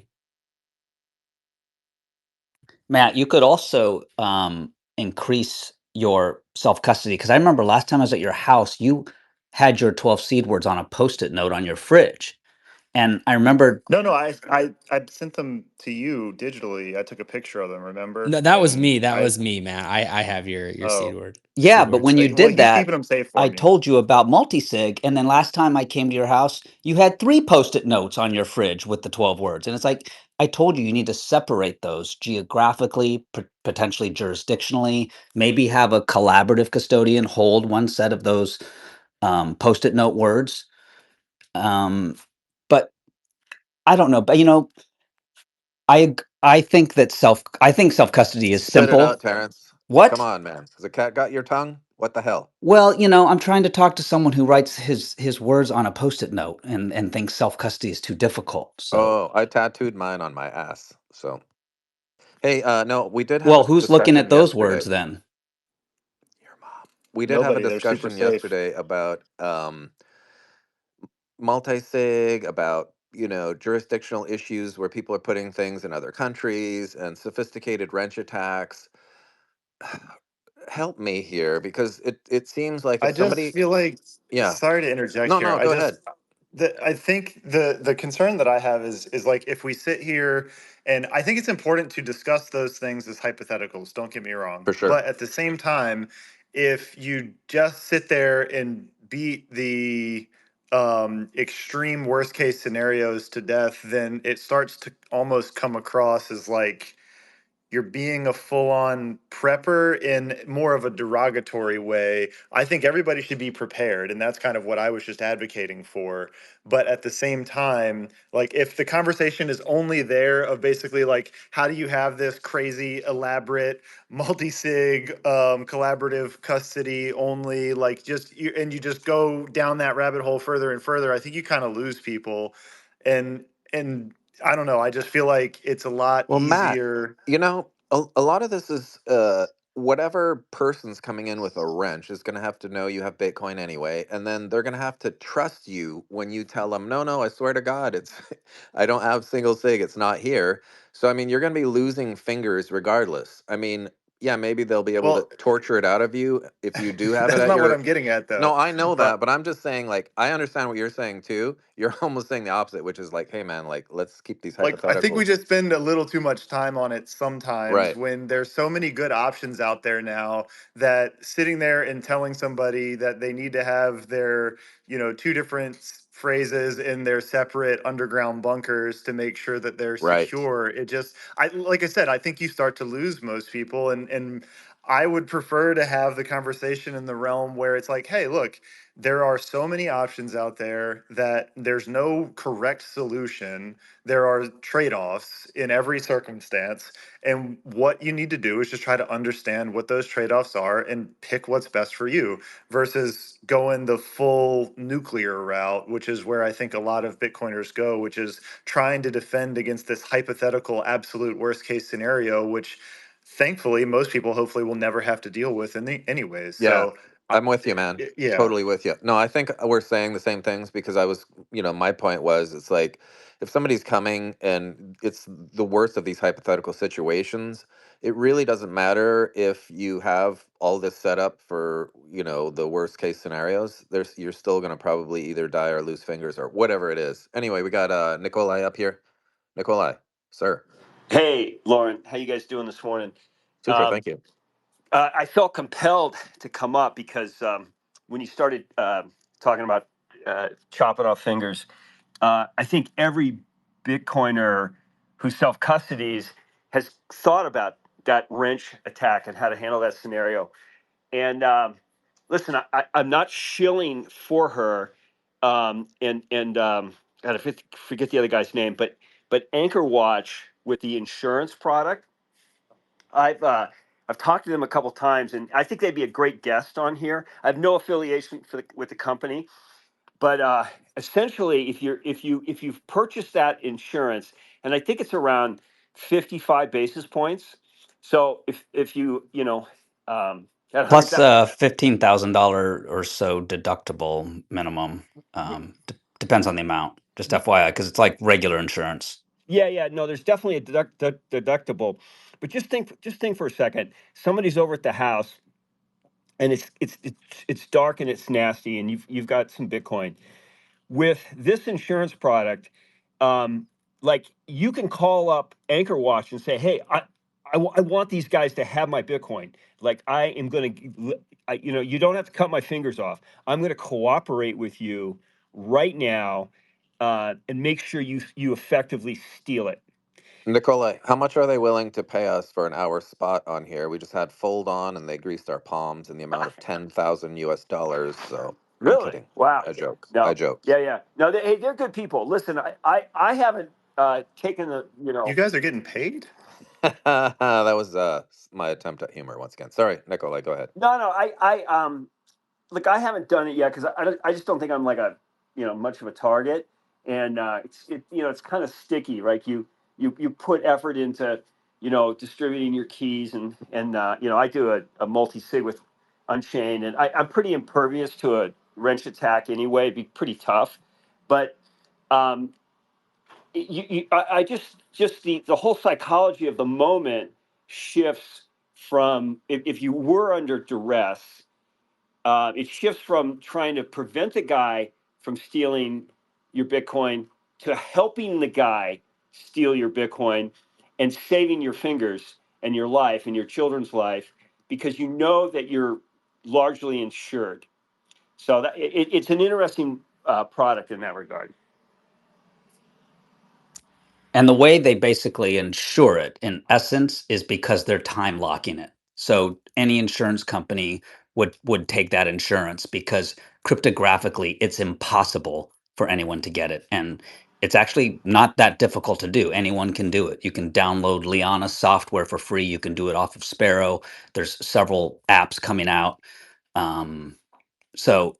There's ways to divide up your stacks, to divide up your wealth, to have access to it when you need to, but you also can distribute. I mean, all joking aside, I do think that a collaborative custodian and a multi-sig wallet is best for most people where there is a company like a Swan or an Unchained or someone who does hold an enterprise key so that you can log in anytime and interact. But you do have two keys that you can separate, that you can back up. I mean, you can literally put a set of seed words in a bank vault. So you would have to go through with a bad actor through cameras to get there, but no bad bank employee can do anything with one set of words.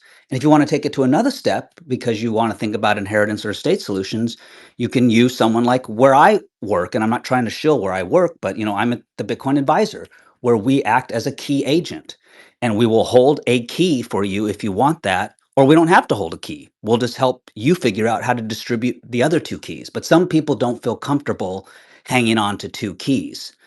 And to take it further, like we were just talking about, you can time lock. You can time lock, and then you can have decaying keys. You can have expanding keys. You can make it so that if you lose all of your keys, suddenly a new key in 14 months appears, and that new key suddenly can sign.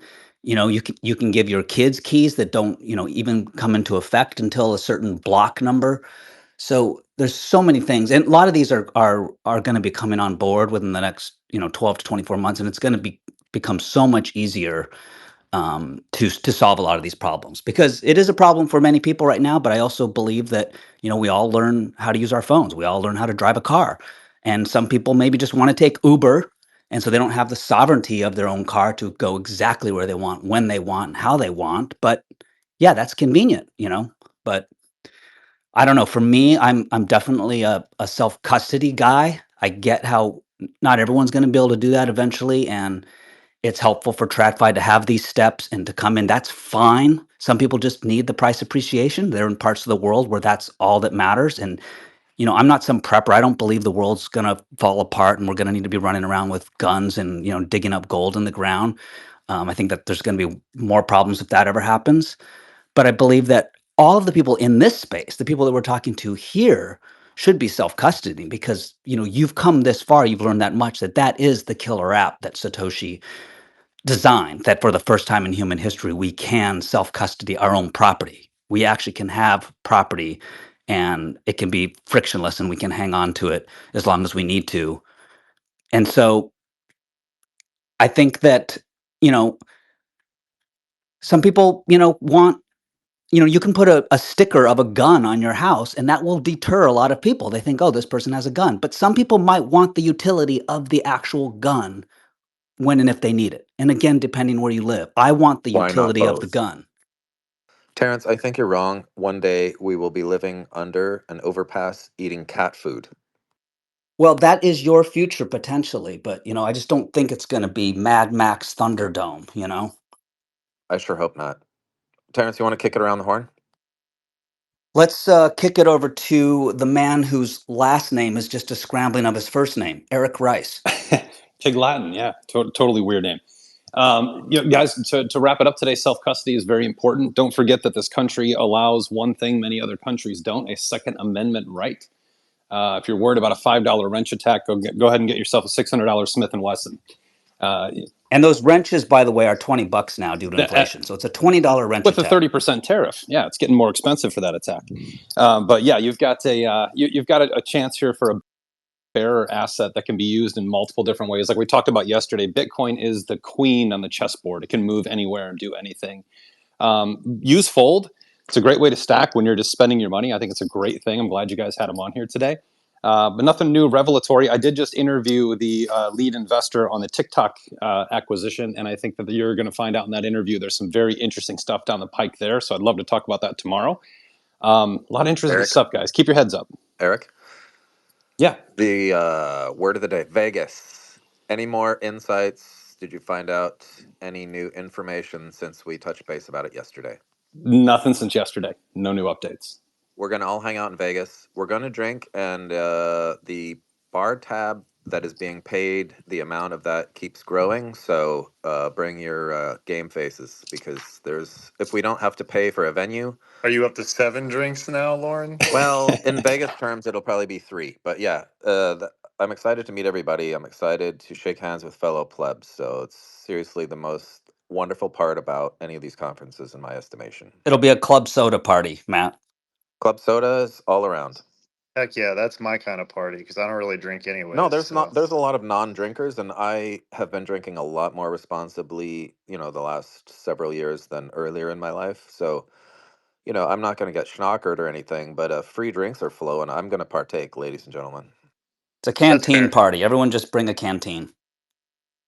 I'm drinking Cosmos for Cosmo at the Cosmo in the Chandelier Bar for sure. It's on my bucket list there. Check that one off. Absolutely. May even do it like when we arrive at the Cosmo with the Cosmo, drinking a Cosmo. I think there's just such a nice ring to it. Anyway, I thought we were back to going you. around the horn until We were, and your then we stand-up derailed bit. the horn. Sorry. Nikolai, we're closing out today. Any Yeah. last words? I love you guys, and thanks for Love you too, man. doing this every day. How about you, David R? I think you started off the whole space today, so we'll let you have your last words. Oh, thanks everybody. Another great space, and pleasure and a privilege. I've other thoughts for another time, but this is a good discussion. I appreciate it. Russell Last, T, hey, Terrence, last word sounds rather morbid. what would you like to call them? Final Final sentences. thoughts Okay, final for sentences, the Rusty? Any listeners. final sentences? Buy Bitcoin. Get off zero, ladies and gentlemen. Wise words. How about you, parenthetical Matt? Yeah, I just say I think people tend to overcomplicate it, especially when they're working with somebody new who's trying to figure this thing out and maybe get some Bitcoin, and going with the nuclear collaborative custody, multi-sig, keep your sticky notes in your bunker option is probably not the best way to start off with people, and just help them get off zero. I think the one guy coming in saying, hey, he was trying to get his mom $20 worth of sats is the right way to go. And then you can teach them about the sticky note in a bunker option later. But I think a lot of the time, Bitcoiners, myself included, can get super gung ho and excited when somebody finally takes interest, because let's just be real, not a lot of people that you probably come across in your day-to-day life that are all that interested in Bitcoin, even still.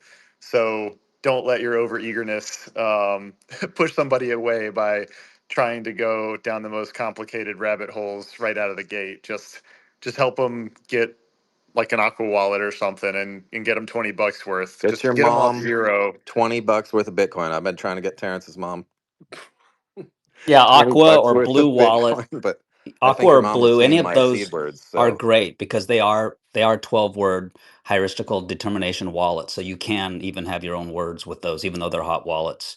So that's great advice. How about you, Skidoo, before we skedaddle?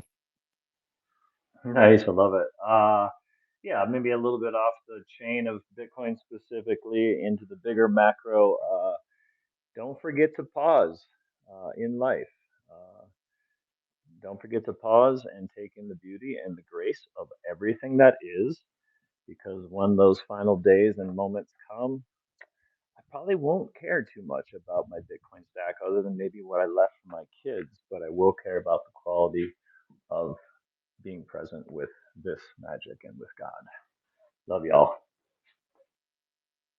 Cosmo, Yeah, I mean, nah, not a lot of closing words, but let's get it, guys. Let's stack some more stats. I'm just super bullish. Here we go. likewise. And Lauren, give it back to you. Are you gonna tee up Thank you, anything sir. for tomorrow?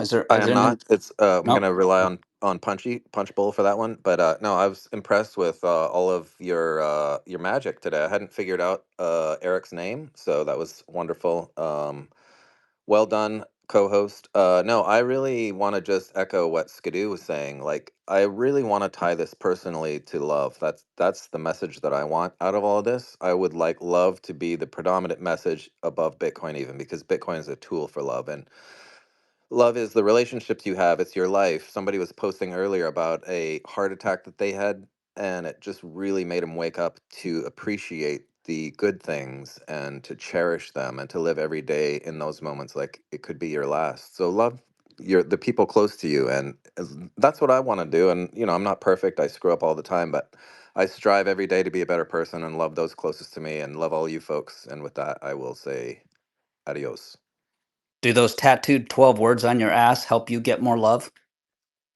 Man, there was so many jokes in there. I was trying to bite my lip and not say any because some of them may have been crossing the line. So I shall refrain to be a better person because I have a tendency to have a not a very mature. I'll just shut up. Yeah, there's jokes in there. Thanks for the setup, but I shall refrain.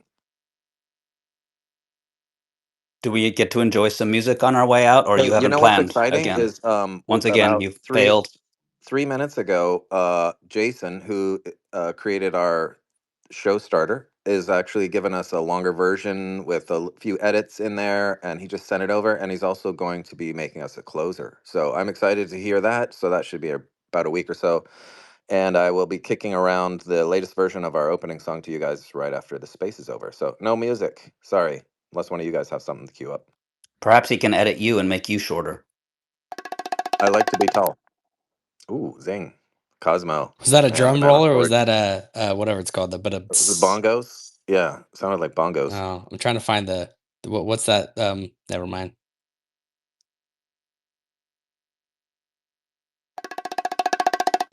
Lauren, this is where you press the leave button or the end button. Oh, I'm sorry. I was trying to find the drums too, so I found We're the dealing bong. with a boomer here, Terrence. Give him some leeway. Hey man, I'm not a To boomer, be fair, I guys. can't What find does it everybody either. call me a So boomer? Why do you guys think I'm a boomer? It's your actions, really. everyone older than 40 My is a bad. boomer. And make sure and save it. How we lost one yesterday. There was some good stuff that got lost, huh? Oh, that was actually Terrence's fault because he was the host and didn't hit the record To be button. fair, So to be fair, No, it was recording. to be fair, there a couple of times you'll like have it record, you'll say record, and then spaces glitches out and it just kills it. I don't know why it does that, but it'll do that every once in a while. mm. So when you watch a movie and then the credits roll and then there's more after the credits? Apparently that's what's happening right now. It's just not very We interesting. need to make a big announcement like they do at the end of those Marvel movies, so that everyone who stuck around gets like a little bonus something. If only we had like a producer or something that could guide us in the right ways, knowing how to perform these things and put a good spaces on. Gosh, where Press could the we end find him? button, Lorenzo. Press it.